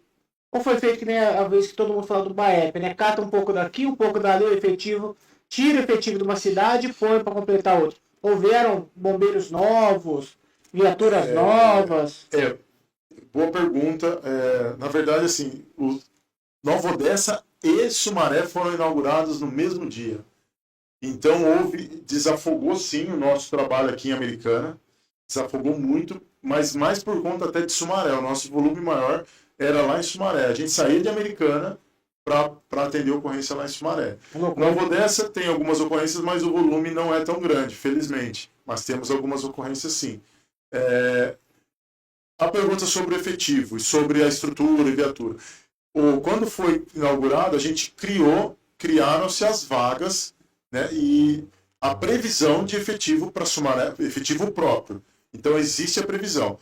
Porém, a gente depende, muitas vezes, da liberação de efetivo da Polícia Militar. O bombeiro ainda depende da liberação de efetivo da Polícia Militar. Então, existe a previsão, a gente está para receber novos bombeiros formados para suprir essas demandas de Sumaré e Nova Odessa, que naquele primeiro momento a gente teve que usar o artifício do remanejamento de efetivo. Tanto é que hoje o efetivo de Nova Odessa, muitos eram daqui de Americana e acabaram sendo transferidos, pediram para ir para lá. Então a gente tivemos algumas escolas que se formaram e alguns vieram para cá, mas ainda não está completo. O efetivo de Sumaré e Nova Odessa não está completo. Mas existe essa previsão, que a gente chama de QPO, né? A gente tem a previsão do quadro de efetivo e a gente está completando ele aos poucos, conforme as vagas vão surgindo, conforme as escolas vão formando também, né? Então, os alunos têm que se formar. Demora um ano, né, para formar um bombeiro aí. Então, a gente tem que aguardar essa formação, essa formatura, para poder destinar esses bombeiros. E aí a defasagem é grande, que nem no patrulhamento da PM, da infantaria? Sim. Nós temos ainda uma lacuna. É difícil... Quantos mil homens, o senhor tem ideia? Hoje no Bombeiro do Estado, 8 mil. 8 mil homens e mulheres. Nós chegamos a ter... O nosso efetivo maior que a gente teve já no Estado foi 10 mil. Mas é pouco, hein? Eu não sei se eu posso falar aí, assim, né? A gente assim... na verdade, houve uma defasagem, né? Já há 30 anos geral, né? Quando eu entrei em 94, eram 100 mil homens, né? Hoje eles estão com 70 mil, acho que mais 80, caiu para exatamente. 30 mil, mais ou menos, defasagem, né? É o turnover, né? Sai muito mais do que entra, né? Enquanto a população cresceu, né? Exato. E semana passada há incentivos ao pessoal fazer parte, né, da corporação atualmente. Hoje nós temos um problema que o processo seletivo isso não supre as vagas. A gente abre em torno de 2.000 vagas. Está abrindo até para outros estados e aí está seguindo. Hoje, eu até comento isso, hoje nós temos uma grande parte de bombeiros, de militares que estão na escola de bombeiros, no processo de formação, uma grande parte que são de outros estados, Rio de Janeiro, Minas Gerais, Santa Catarina, Espírito Santo, Paraná. Tá, mas na escola do bombeiro lá, primeiro ele tem que fazer Pirituba. Primeiro ele tem que fazer um módulo básico de policiamento, que é uma infantaria. Ou ele faz em Pirituba ou em outra escola. Hoje, normalmente, já está fazendo o módulo básico e o específico lá na escola de bombeiros. Lá tem sangue de tiro. Direto? Só que faz o módulo de policiamento. Mas o edital é para infantaria. O edital, já está conseguindo sair alguns editais prevendo já as vagas do bombeiro. Já tem edital com... Como eu falei, viu, Siquete? A gente depende do momento... da instituição, porque assim, existe uma previsão de 10% de todo efetivo que é contratado, né, que é selecionado, que entra na instituição Polícia Militar, qualquer efetivo, existe uma previsão de 10% ir para o bombeiro. Então, se eu tenho um concurso para 2.000 vagas, 200 vai para o bombeiro. Só que isso não é uma regra e não existe uma norma específica para isso. Isso é uma espécie de acordo entre comando de bombeiro e comando da polícia. Então, por isso que às vezes acontecem momentos que não abre escola para o bombeiro. Tem 2.000 vagas para o bombeiro e já tiveram momentos que o comando geral da polícia entendeu que era necessário priorizar a infantaria e não abriu a vaga para o bombeiro. Então, ainda é algo que não é uma regra. Mas cada vez mais está sendo um acordo de cavaleiros. Isso quem me disse foi um comandante do bombeiro, um ex-comandante do bombeiro, eterno comandante do bombeiro, que aposentou e me disse pessoalmente isso. Porque eu perguntei para ele, falei, comando, mas esses 10%, está escrito aonde? Não, é um acordo de cavaleiros, não tem nada escrito. E mesmo assim, a ESB, o senhor falou que é a terceira maior escola de bombeiros do mundo. É absurdo. Pessoal, quem não A conhece, primeira e segunda, da onde é? nós temos Texas e Inglaterra. Estados Unidos e Inglaterra. Ah, Primeira e segunda. Se eu não me engano, tá? Me corrija aí, Gasparotto e Amâncio. Mas se eu não me engano, primeira Estados Unidos, segunda Inglaterra. E a terceira é Brasil, aqui em São Paulo. Quem não conhece a Escola de Bombeiros tem que conhecer. Porque assim, é um lugar tão grande, que quando você chegar lá, seria assim, humanamente impossível você manter aquele lugar bonito, organizado e limpo. E funcionando perfeitamente. E lá funciona tudo maravilhosamente bem. É tudo muito organizado, tudo muito limpo, muito conservado. Então, assim, é uma instituição pública invejável, é um modelo a ser seguido. Eu acredito que a Escola Superior de Bombeiros, todo gestor público, toda instituição pública, seja ela estadual, federal, municipal, tinha que visitar lá para ver como que parece uma universidade de outro país. O Teixeira falou isso também. É lindo de ver, cara, é lindo, é maravilhoso. Eu sou apaixonado por aquele lugar, né? Então, sou suspeito para falar. Bom, mas é isso. Então a gente tem essa questão aí do efetivo. Por isso que eu falo que os bombeiros hoje, às vezes a gente enfrenta, até você disse, o bombeiro, não tem quem não goste de bombeiro. Mas às vezes a gente enfrenta algumas críticas, né? Porque o bombeiro demorou para chegar, mas a pessoa não sabe onde o bombeiro estava, né? O que esse bombeiro... Porque os nossos militares, seja da infantaria, seja do corpo de bombeiros, hoje eles são sempre foram guerreiros, né? Mas hoje eles se desdobram para poder fazer a mesma função, né, com menos efetivo, com uma população muito maior. Então, é aquela história. Se não for vocacionado, se não amar a pessoa, se não for um servidor público de fato, a pessoa não consegue ficar. Porque é muito trabalho, e muitas vezes sem o devido reconhecimento. Eu, como comandante, tento reconhecer sempre que posso, né, o trabalho, enaltecer, elogiar, solicitar medalha, laurea. A gente faz o nosso trabalho. Mas muitas vezes o reconhecimento da sociedade não vem. A gente não trabalha para isso. Sim. Ok. Mas o que acontece, muitas vezes a gente tem que enfrentar algumas críticas de pessoas. O bombeiro demorou. Porque não sei. Mas, ok, liga para mim. Liga lá no 3461-3621 ou liga 193. Tem muita gente que não liga o 93. Eu estou esperando o bombeiro chegar, mas você ligou o 93? Não, mas estou esperando alguém ligar. Então fica difícil, porque não chegou. A bola de cristal não é toda no chão, né? Pegar o seu celular, ligar, você vai gastar uns 2, 3 minutos. Exato. Passar as informações, né? Isso eu digo na forma mais rápida.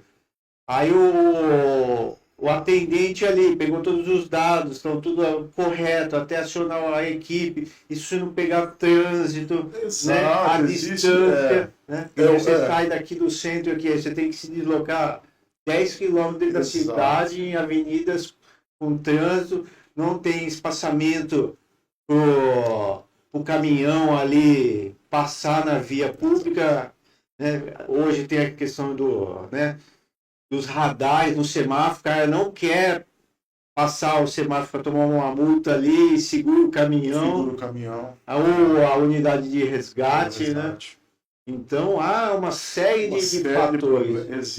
E aí a gente entende e a gente se compadece, porque assim, quem está precisando de socorro, para quem está ali naquela situação, seja um incêndio perto da casa dele, seja uma vítima que se acidentou de carro ou sofreu qualquer tipo de lesão, cada segundo é uma eternidade. É uma eternidade. A pessoa dá a impressão que o bombeiro está demorando mesmo.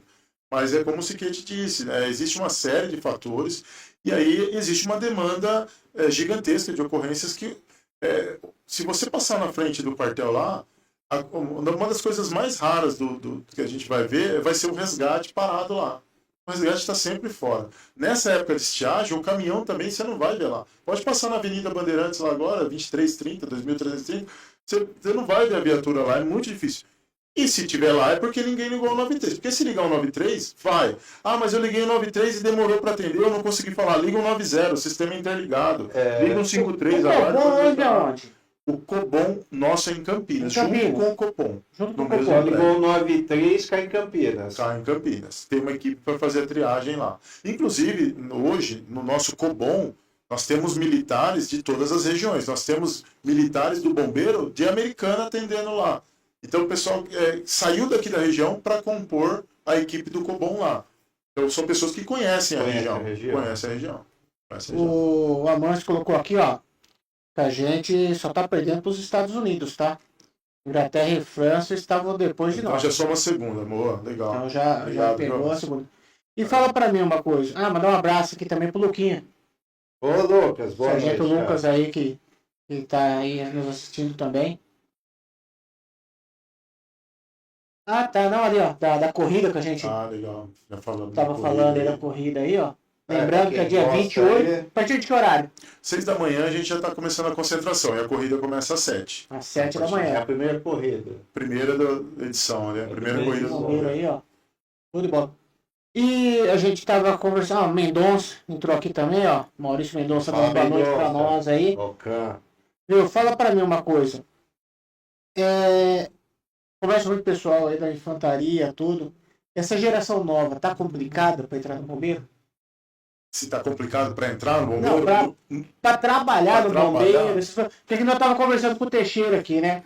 E, diferente da infantaria, o policiamento sai pra patrulhar. O bombeiro só sai pra atender ocorrência. O bombeiro não sai pra dar rolê. Exato.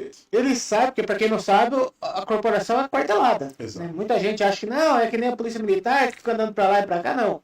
Trabalha 24 por 48, é isso? Exato. Tem o horário administrativo Sim. e tem o operacional 24 por 48. 48, né? E é o que eu falo, até eu brinquei com o Teixeira, eu falei, não sai pra ver coisa bonita. É muito raro. Né? Que nem mesma coisa que o senhor está falando, nós estávamos falando sobre a demanda populacional que aumentou, né? Os deslocamentos. A gente vê as vias públicas hoje, né?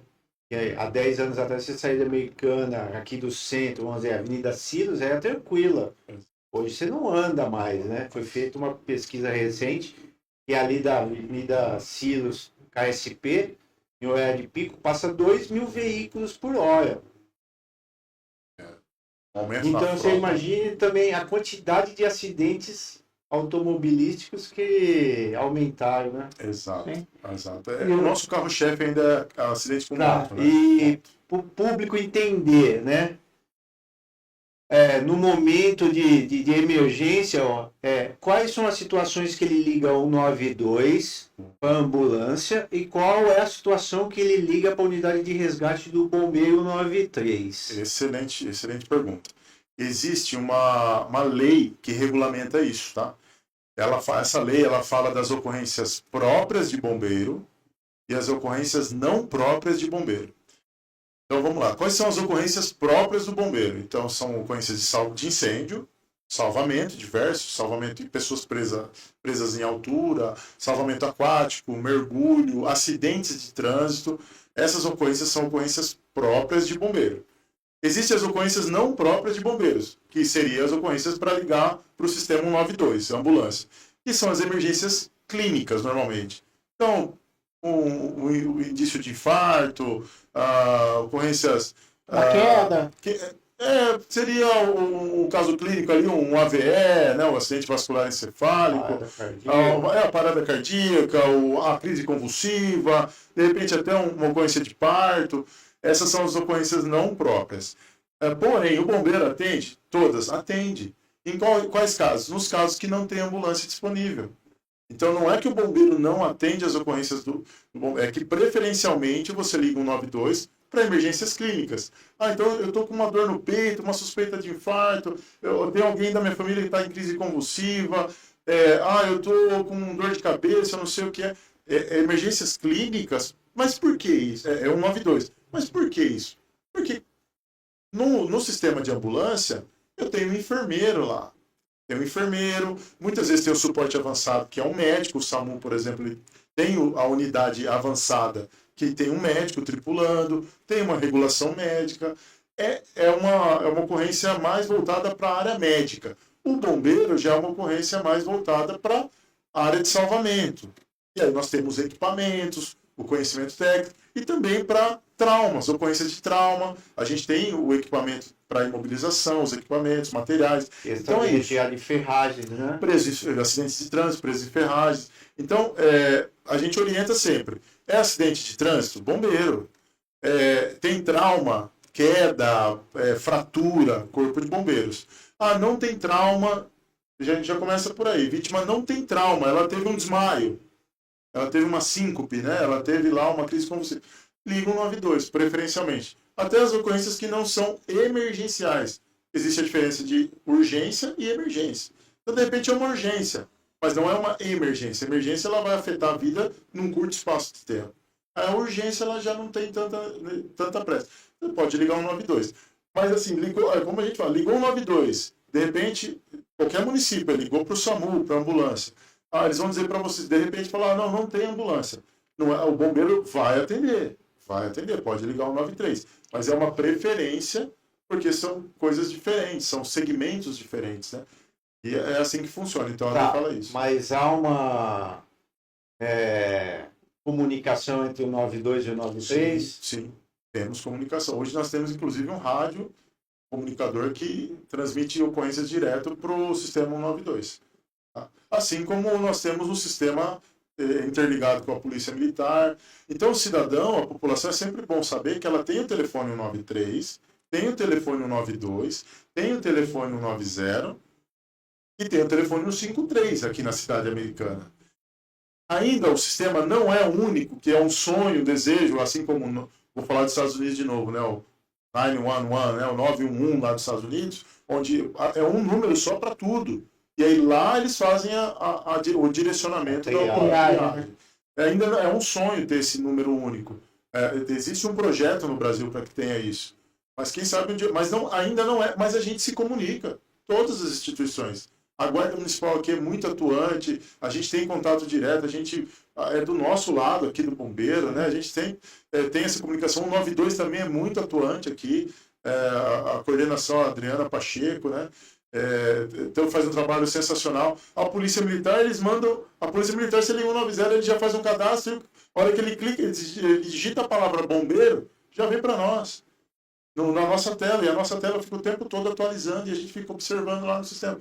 Então é tudo interligado. O que muitas vezes acontece é a pessoa liga o 93 e às vezes a linha 193 está congestionada. Ela fica.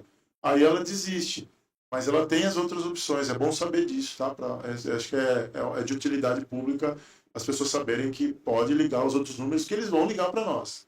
Porque daí muitas vezes liga no telefone fixo nosso, que é o 3461-3621, né? Ao invés de fazer o sistema 193 lá, tá bom? Mas tem esse contato. Não, legal. E você lembra de alguma ocorrência que te marcou aqui na cidade americana? Olha, tiveram algumas ocorrências, viu, que marcaram.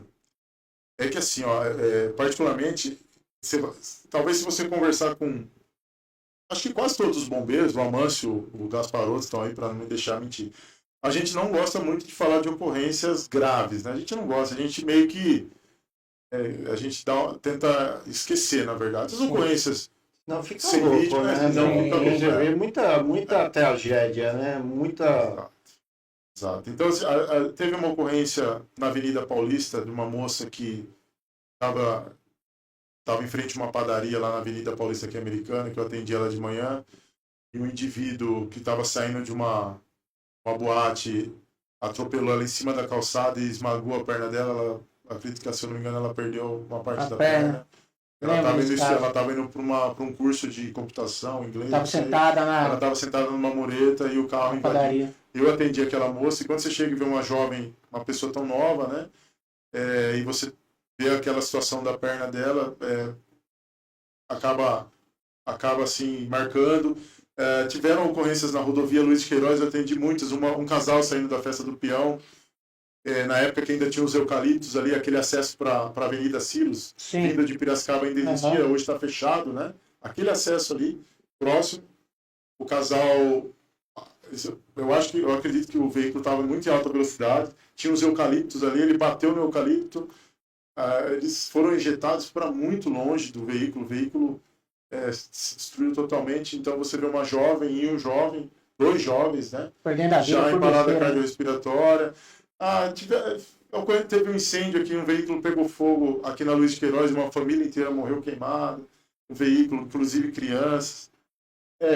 Uma ocorrência que me marcou muito, que não foi aqui em Americana, foi a ocorrência da aeronave lá em Vinhedo, eu participei, fui no segundo dia, tinha algumas vítimas ainda no interior da aeronave, fui convocado. Que girou e... Que caiu, ele caiu meio que ele deu uma girada e caiu assim no bairro residencial. Essa ocorrência me marcou muito, porque quando você chega lá... Muitas vítimas. Quando eu fui acionado, aí a gente entrou naquele modo força-tarefa, né? Começa a revezar as equipes, que é uma ocorrência muito longa. Quando eu fui acionado, a gente tinha 6 vítimas ainda dentro da aeronave. As outras foram mais de 60 vítimas, né? As outras todas tinham sido retiradas. Tinham 6 vítimas lá. E mesmo assim, quando você chega a um cenário que impressiona pela quantidade de vítimas que estavam ali, né? Tudo uma vez, a destruição em volta, né? Você viu? Primeiro que você começa a ver um avião enorme, né, meu? Um avião enorme, numa área ali... Uma área residencial. Pegando fogo ainda, né? O cheiro é difícil, né, de você esquecer de pessoas queimadas, né? Então, assim, é uma ocorrência muito forte. E, assim, como eu disse, a gente não gosta muito de comentar, a gente fala algumas coisas, mas são muitas. E alguma que deu alegria? Nossa, aí, graças a Deus, tem várias, né? Tem várias. Já fez parto? Não, nunca fiz parto. Mas já reverti 2 paradas cardiorrespiratórias com a equipe, né? Então, eu tenho Laura, a gente fala das Lauras, né? A Laura serve para a gente lembrar das ocorrências boas, né? Acho que é bacana. Então eu tenho a Laura lá de 2º grau, então eu tive a Laura de 5º, 4º, 3º e 2º, só falta de 1º ainda. Eu falo que depois que eu me tornei oficial, a Laura demora um pouco mais para chegar. E a gente pede Laura para o efetivo, mas a Laura não vem para a gente, normalmente, né? A gente não pede para a gente. Então, mas uma hora vai chegar. 2 Lauras minhas, a de 5º grau, a de 3º grau, foram reversão de paradas, não, de 5º e de 3º. A gente reverteu, então foram 2 pessoas que estavam clinicamente mortas, com o coração parado. Inclusive um senhor foi do Quintal Lanches aqui, fazer a propaganda do Quintal Lanches aqui, na Dunajar, pertinho da gente aqui. E a gente reverteu essa parada com o auxílio do desfibrilador, né, o DEA, desfibrilador. E a outra também foi atrás do quartel, na rua José Bonifácio, um senhor no Lava Rápido lá, também teve uma parada cardíaca e a gente reverteu. Então foram 2 pessoas que a gente devolveu para a família, né? Então, motivo de muita alegria. Já tive uma ocorrência que a gente salvou um bebê, essa foi no policiamento, foi a Laura de 4º grau, se eu não me engano. O bebê estava engasgado na avenida, na Rua Augusta, lá em São Paulo. A gente estava patrulhando uma mãe de outro país, ela era de origem árabe. Lá em São Paulo tem muitos imigrantes ou pessoas que estão turistas ali, né, na área central. E ela saiu de um hotel lá próximo, a gente patrulhando ali, ela desceu com o bebê na mão e falando... ela começou até a tentar falar inglês, e a gente tentou decifrar e detectou que o bebê estava engasgado e conseguiu desengasgar ali naquele momento. Toda a equipe... eu fiz documento pedindo Laura, medalha para eles, e aí veio para mim também. Então é uma coisa que causa muita felicidade. A mãe agradeceu, o bebê voltou a chorar. Então tem várias, né? Mas assim, o que mais dá alegria para nós, o bombeiro, no Corpo de Bombeiros, assim, tá atuando com as crianças, né? Fazer esse trabalho com a comunidade, receber visita das crianças, ir até as escolas, mostrar um pouquinho do nosso trabalho. Então esse contato com as crianças, pelo menos para mim, que sou um cara que queria ser bombeiro desde criança, eu tenho esse sentimento de que eu sei da importância do bombeiro na vida de uma criança, como eles enxergam, porque eu enxergava o bombeiro desse jeito. Então são essas ocorrências que alegram a gente aí, essas ocorrências, e também essas atuações nas escolas, com as crianças, essas visitas aí. Então, porque o senhor comentando agora, não sei se tem ainda, vinha sempre, né, tinha um pessoalzinho que sempre vinha pro bombeiro ali, tinham aulas há muito tempo atrás, eu não sei se funciona isso, Tinha acho que um dia específico, passava um dia ali no bombeiro, algo assim, parecido. Hoje o nosso programa estadual, né, o institucional, é o programa Bombeiro na Escola, é o PBE que a gente chama, e o bombeiro ele vai até a escola hoje. E aí é legal que ele vai até a escola e ele ministra 4 horas aula de primeiros socorros, combate a incêndios, segurança no lar, segurança no trânsito. E aí Bacana. tem uma formatura, a gente fez uma formatura no CIEP Jaguari muito linda, a gente vai fazer uma em breve numa outra escola, depois eu vou me lembrar o nome.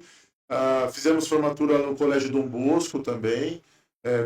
Ministraram aula no Soma também, né? Ministramos aula no Soma, muito de primeiros socorros também.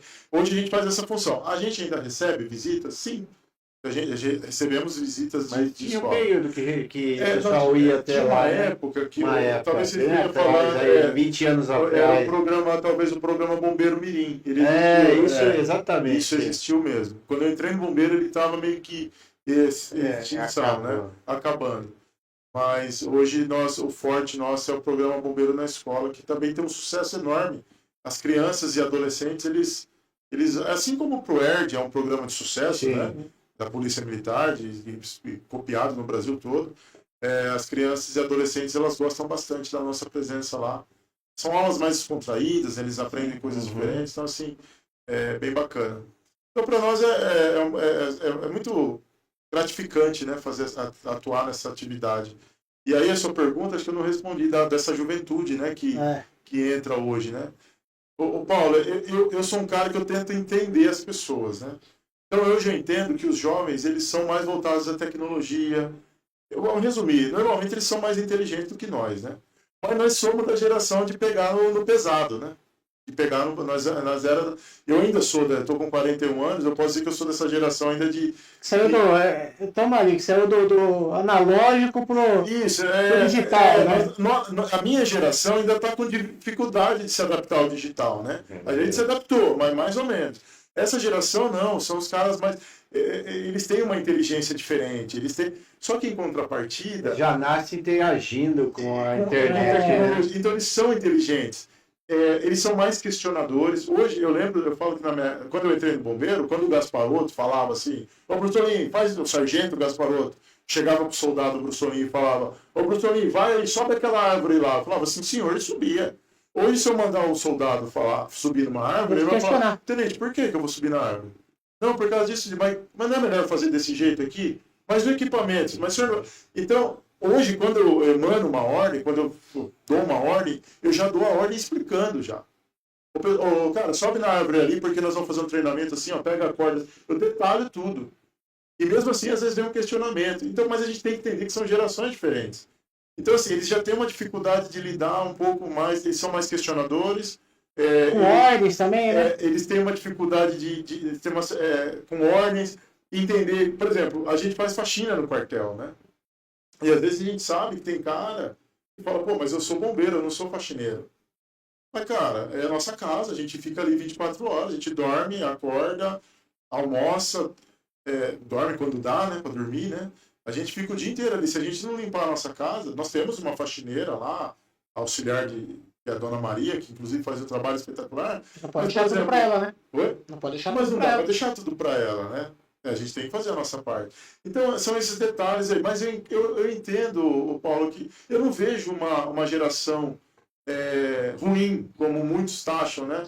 Uma geração é diferente. Às vezes você tem que pegar ali na mãozinha e falar assim, filho, o bombeiro... Porque o bombeiro, diferente da polícia, que você estava falando, a polícia, ela põe uma farda bonita lá, bem passadinha, vincada, e vai patrulhar. O bombeiro, ele faz... A maioria das ocorrências que a gente sai, é como você disse, eu estava falando aqui nos bastidores, né? Você está numa ocorrência de mergulho, buscando um cara, mergulho, ou de uma ocorrência de salvamento aquático, já tem um incêndio, você faz todo molhado, já vai para outra ocorrência, e o bombeiro, eu costumo brincar, que é o serviço de peão de obra mesmo. É pesado, é sujo, é pesado, não tem glamour. O bombeiro não. A gente às vezes posta uma foto, um vídeo no Instagram, a pessoa fala, nossa, que legal, o Tenente Brussolini estava voando de helicóptero esses dias, e estava. Mas depois de 10 minutos eu estava lá no meio do fogo e mato, cheirando fumaça, no meio da montanha, batendo calor, cansado. Não tem glamour. Não tem, e aí, muitas vezes, esses jovens, eles vêm pelo glamour. Eles vêm pela parte bonita do bombeiro. É legal, né? Nossa, o bombeiro está salvando vidas.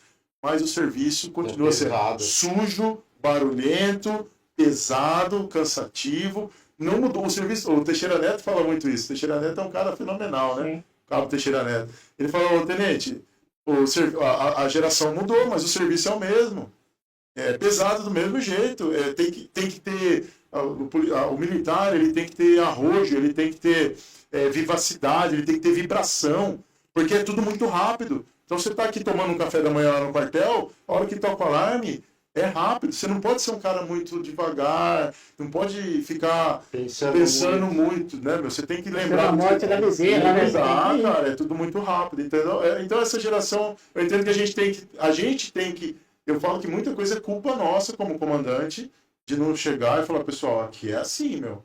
Então a gente tem que aproveitar essa inteligência que eles têm, esse lado questionador e tal, tecnológico, e trazer e apresentar um pouquinho o lado rústico para eles e pesado, e falar, meu, vamos fazer uma mistura boa? Você é um cara inteligente, você sabe pensar, você sabe questionar, mas aqui, nesse momento aqui agora, é hora de agarrar no pesado e vamos embora. Então é isso. Então a gente tem que trabalhar com isso. A gente não pode simplesmente falar, os caras são ruins, deixa ele lá e... Não. Tem muitos caras bons que estão chegando, né? Mas cabe a nós, comandantes aqui, e todos os mais antigos, lapidar para chegar no que a gente quer, entendeu? O Gasparoto falando que na Europa já está o sistema interligado lá também. Olha lá. 112. 112. Pô, legal. 112 lá. Legal. Sua mãe falando que você salvou a vida dela. Nossa, mãe, verdade. Essa é uma ocorrência que eu atendi de folga, que eu tento não falar sobre ela, porque foi... Acabou de falar aqui, ó, você me salvou, meu filho. Essa foi a ocorrência mais difícil da minha vida. Eu imagino. E aí, você vê, quando vocês perguntam das ocorrências difíceis, eu nem falo dela. Porque se eu falar, a minha mãe teve uma hemorragia intensa, ela teve um acidente em casa, ela tropeçou, eu estava dormindo, minha mãe tem os hábitos mais noturnos, né? Então ela estava lavando roupa, estendendo roupa às 2 horas da manhã. E aí, eu dormindo. E aí, de repente, eu escutei um socorro bem baixinho. Falei, caramba, será que eu tô sonhando? Eu acordei e escutei, socorro, me ajuda. Minha mãe, o que aconteceu? Ela foi estender roupa no quintal, foi entrar em casa, tropeçou num degrau que tinha para entrar em casa, na lavanderia, aquelas portas de vidro com metal, então aqui tem aqueles pedaços de vidro assim. Quando ela tropeçou, ela foi apoiar a mão na porta. O vidro quebrou e virou uma faca. E entrou o braço inteiro. Meu Deus. Então ela teve hemorragia. Quando eu cheguei... E aí, como que você atende a sua mãe com hemorragia? Com um corte que separou o músculo do antebraço dela, o músculo chegou a cair assim, ó, inteiro. E eu via os tendões, eu via a artéria. E aí eu olhei para... A única coisa que eu pensei... Minha mãe falou assim... E estava meio escuro, né? A luz estava meio fraca. Ela falou, filho, eu machuquei muito. Eu falei, não. E nesse momento que eu falei, não, eu estava pegando o músculo dela e juntando. Né? Aí eu falei, não, mãe, tá tudo bem. Aí eu olhei para ela e falei, essa toalha no varal tá limpa? Ela falou, tá. Eu peguei e já enrolei essa toalha, fiz um curativo compressivo com uma toalha limpa. E na época ela tava tinha um namorado dela lá, né? Tava dormindo também, que não escutou nada. Aí eu acordei ele. Eu falei, eu tava sem carro, né? Eu tinha vendido o carro para comprar meu apartamento aqui americano. Eu tava sem carro. Eu falei, cara, você vai ter que... Vamos levar ela para o hospital o mais rápido possível. Aí eu falei, ela tinha tem um Unimed, né? Convênio da Unimed. Aí a gente levou... Ele falou, não, vamos levar para o Centro Médico em Campinas. Cara, a gente chegou em 15 minutos no Centro Médico em Campinas. Tomou todas as multas possíveis no radar. E eu segurando o braço da minha mãe, né? Resumo, várias cirurgias, várias bolsas de sangue. O médico disse exatamente se demorasse um pouco, se não tivesse tido o curativo compressivo, né, o socorro adequado e rápido, ela teria morrido, de fato. E eu liguei para minha esposa, na época era minha namorada, noiva, e eu falei, não sei se minha mãe vai sobreviver. Né? E liguei de madrugada para minha esposa. E, de fato, foi uma coisa que me marcou muito. Os conhecimentos do bombeiro me ajudaram, porque senão talvez eu... E aí eu não podia me emocionar, né? E é o que a gente fala, a gente tem que separar as coisas, né? Desliga a emoção, liga o procedimento, faz o que lembra e deu certo graças ao grande arquiteto do universo, né? Graças ao nosso Deus. Porque sem ele, sem a permissão dele, quantas e quantas pessoas que a gente não fala, que a gente socorreu e não conseguiu salvar. Eu na minha carreira tive muitas paradas cardíacas, acidentes, em que a gente chega, a pessoa ela está viva, a gente detecta a gravidade, faz todo o procedimento, transporte imediato, ou aciona o suporte avançado, a aeronave. Teve uma moça aqui, ó, capotou o carro aqui no Cidade Jardim, aqui perto, na Luiz de Queiroz, ela capotou o carro, tombou o carro e o carro tombou em cima da cabeça dela. A gente tirou o carro de cima da cabeça dela, ela estava com hemorragia. A aeronave, a gente acionou o suporte aéreo, o aeromédico, que a gente chama. O Águia desceu no meio da rodovia. Os médicos tentaram fazer acesso até na femoral dela, não conseguiram, ela morreu. Assim como outras vítimas. Ou seja, se não for Deus, meus caros. É o que eu falo para os bombeiros, os que chegam novos, né? A gente tem que deitar a cabeça no travesseiro e ter a consciência de que a gente fez o nosso melhor. E se aquela pessoa não sobreviveu, infelizmente não era mais para ser, né? Mas a gente tem que treinar, por isso que a gente treina, a gente estuda, a gente se dedica para fazer o nosso melhor. E aí, graças a Deus, essa ocorrência da minha mãe deu certo, viu, mãe? Se você não lembrasse, eu não ia nem lembrar, porque eu não gosto de lembrar essa ocorrência. O Amâncio falando aqui que é um serviço muito insalubre, né? Insalubre, exatamente. É perigoso, né? É perigoso e insalubre. Tanto é que nós tivemos, eu não sei se eu acho que eu posso falar, o Teixeira Neto não vai ficar bravo, até porque ele não assiste nem YouTube, né? Eu não vou nem saber. O Teixeira Neto, ele pegou leptospirose, ele quase morreu. Exato, então falando disso aí, todo mundo sabe. Aqui no Quilombo, em frente ao quartel. Ele enroscou num galho de árvore lá, ele caiu na água e já subiu no barco. E ele quase morreu. Então aí entra no que o Amâncio falou, leptospirose. Aí a gente falando em incêndio de vegetação, as nossas matas aqui em Americana, elas são infestadas de carrapato. A febre maculosa te mata em 3 dias. Até você descobrir que é a febre maculosa. O exame acho que leva 4 ou 5 dias para ficar pronto. E você... E 2 te mata em 3. O Teixeira Neto quase morreu. As plaquetas baixaram e, foi quase deu hemorragia interna. Bom, é isso. E pra gente finalizar nosso podcast aí, e a base nova do bombeiro, sai ou não sai? Boa. Outro sonho, né? Falando de sonhos aí, nunca esteve tão perto, viu, Paulo e Siquete? É um desejo desde a época que eu era soldado, e quando a gente assume o comando, a gente vem trazendo algumas coisas, né? Eu vim fazendo algumas coisas, reformamos a academia lá do quartel, pintamos o quartel, equipamos com algumas coisas, compramos algumas viaturas, equipamentos na nossa gestão, conseguimos verba através de parlamentares, vereadores, tudo isso para melhorar, porque eu estava atendendo ocorrências, ainda atendo as ocorrências, apoio as ocorrências, mas eu tenho que estar com os olhos voltados para o efetivo, né, para os nossos bombeiros, para que eles possam atender a ocorrência. E aí a gente entende já há um bom tempo que o local já do quartel ali já não é mais adequado. Como o Siquete falou, a população cresceu, a frota de carros cresceu muito. O quartel é de 1979. É municipal lá, né? É municipal. A gente vem trabalhando isso, costurando isso com o poder público municipal. A gente falou com o prefeito, falou com o vice, falamos com o secretário de planejamento urbano, obras, que é o Adriano. O planejamento urbano, se não me engano, é o Guidolim. O Adriano também a gente falou com ele também, tá tratativas. A gente chegou em qual situação hoje? A gente precisa da doação de um terreno, e o Estado estamos buscando recursos. Pode ser com o batalhão, né? Já temos um pouquinho. Então, a gente tem que entender o ritmo do poder público. A gente entende que é complicado mesmo, né? Existe a burocracia, existem as questões aí políticas que em períodos não podem ser utilizadas verbas públicas, né? É complicado. Então, hoje nós já temos a indicação de um terreno, nós estamos já em contato com uma comissão lá de São Paulo de bombeiros que cuidam de imóveis para vir aqui avaliar esse terreno para a gente começar a fazer o projeto. Então, o bombeiro aprovando o terreno, a prefeitura fazendo a doação, documentação de doação, a gente monta o projeto, já temos alguns deputados interessados em patrocinar essa construção, talvez a gente vai escolher um aí que vai encabeçar esse projeto. Nós temos os vereadores, o Thiago Brock foi o primeiro que comprou a ideia do Poder Legislativo. O Chico gostou muito da ideia, o Odir também tem nos ajudado. Então, assim, nós estamos empenhados em construir. E o mais interessante, não vai onerar os cofres do município, né? É isso que é o mais importante. Nós vamos trazer uma sede nova, num local melhor. O local que a gente está buscando, que é ali próximo da Avenida da Saúde, é o centro geográfico da cidade americana, ou seja, dali para qualquer ponto da cidade. Sim. em tese, seria praticamente o mesmo tempo. No hospital, né? Isso. No local alto ali, porque a área da saúde tem aquela questão... Mas eu conversei com o Adriano, eles já estão buscando soluções para essa... Se chove, ali chega ali na Baixada Rodoviária, alaga. Né? Mas isso vai ser consertado também, já estão buscando soluções para fazer obras, assim como foi feito no Brasil, né?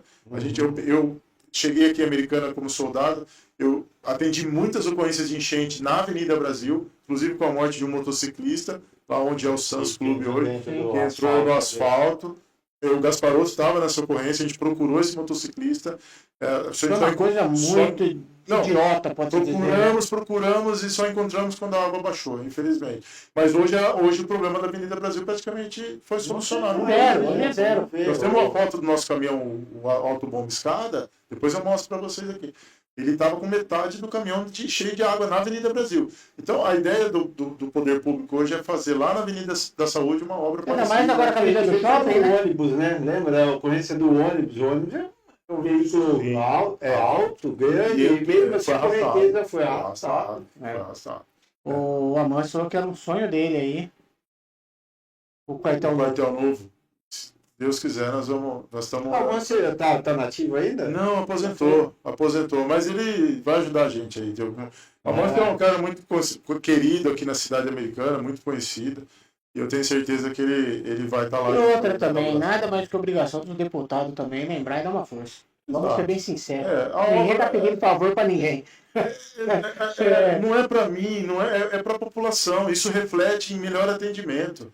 A gente sempre busca. Se eu puder dar um conforto melhor para o bombeiro, ótimo. Por quê? O bombeiro bem alimentado, bem descansado, bem treinado, cara, ele vai atender muito melhor a população.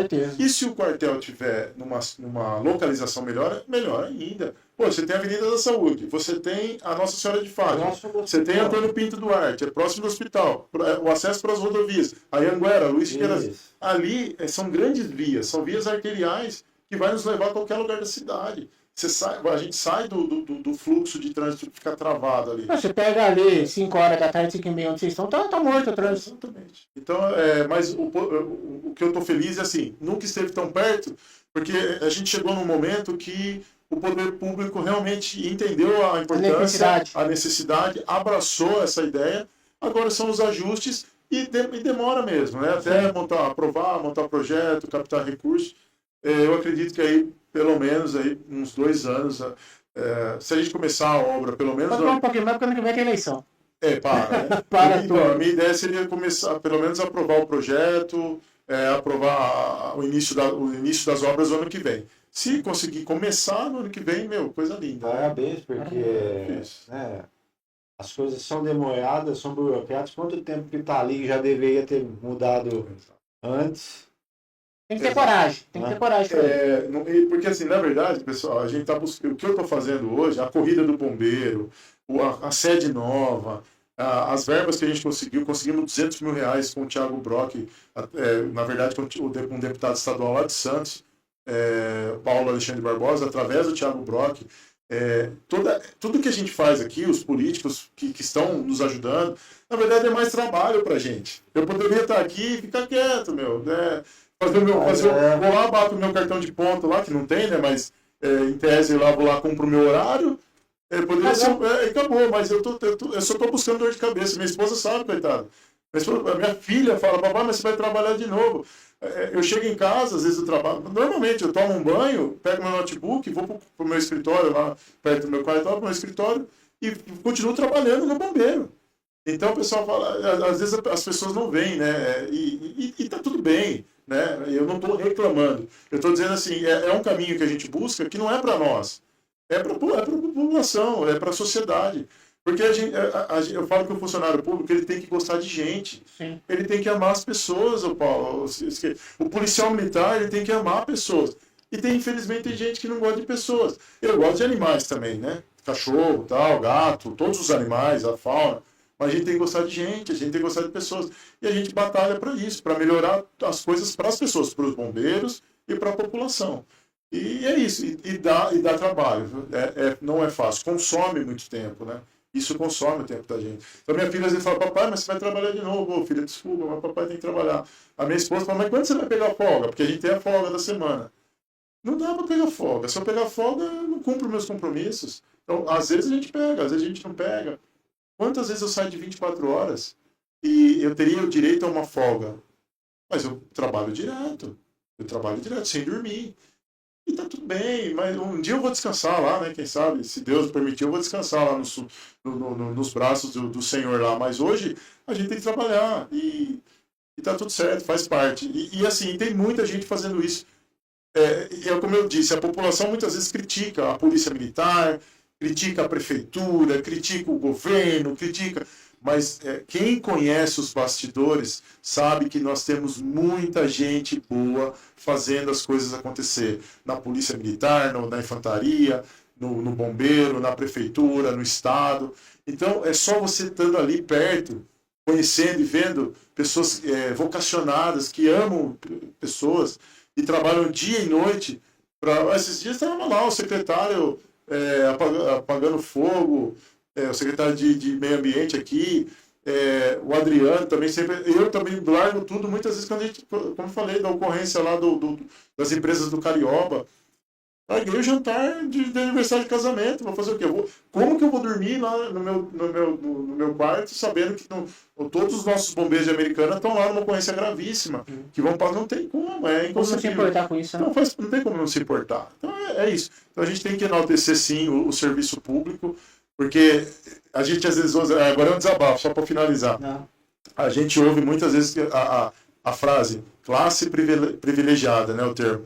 Não, porque o poder público, os funcionários públicos são a classe privilegiada. Cara, aqui talvez lá em Brasília tenha, mas aqui é difícil você ver uma classe privilegiada. O pessoal trabalha e trabalha muito, né? Não defendendo, acho que toda a população trabalha, o brasileiro, de modo geral, é um povo trabalhador, o paulista também é um povo trabalhador, mas eu tenho que falar da classe do funcionalismo público, porque se esse povo parar, para tudo. Aí para tudo. Tem os sanguessugas, né? Tem em todo lugar, tem né? Em todo lugar. Mas determinadas instituições é muito raro isso, né? Que nem no caso do bombeiro, cara, não tem como o cara ser um sanguessuga ali dentro, porque ele não vai permanecer ali, né? Não tem como se esconder. Não tem como se esconder.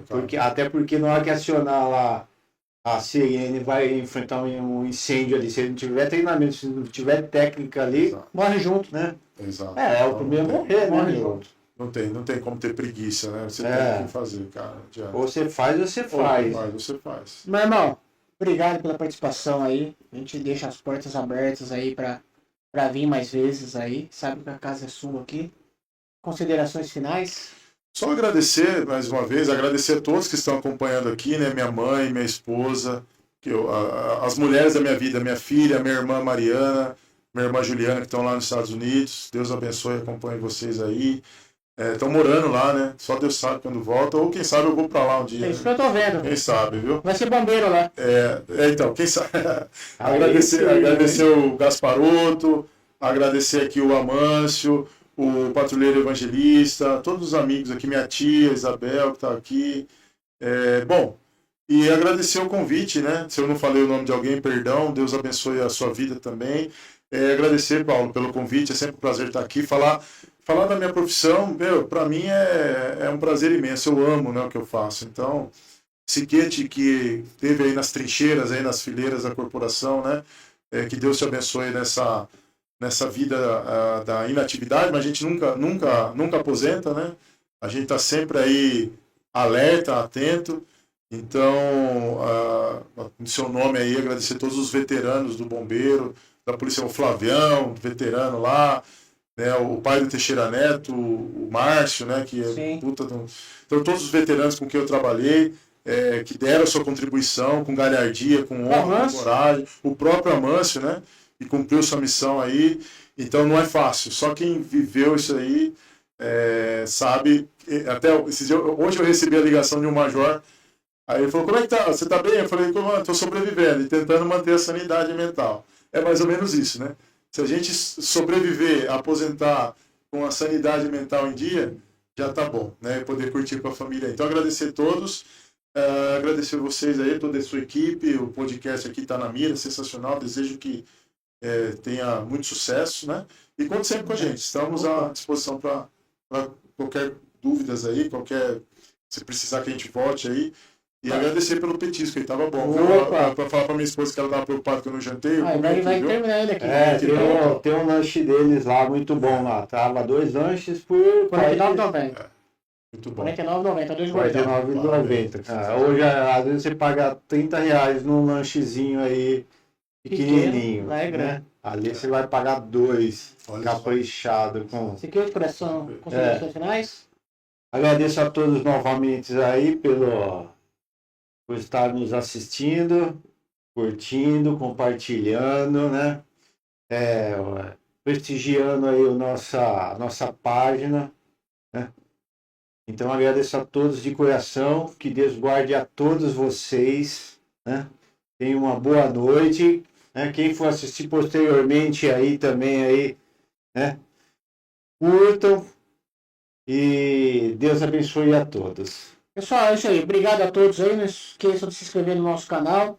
Lembrando que sábado o programa volta no ar novamente aí, não ao vivo, mas nas nossas plataformas aí. Vou começar a fazer os cortes também, vai estar nas nossas páginas aí, nas nossas redes sociais. Agradecer a todos aí. Deixar aqui, já está fechado para o dia 2. O Bizarre tá vindo aqui. O Bizarre, pra gente de novo tá aqui, tendo um bate-papo aí. Semana que vem eu vou ter o prazer aí de estar conversando aí com o antigão aí da GCM também, o da Silva, o pai do Benito aí, vai estar tendo um bate-papo com nós aí. Então, pessoal, é isso aí. Um forte abraço a todos, fiquem com Deus e até semana que vem.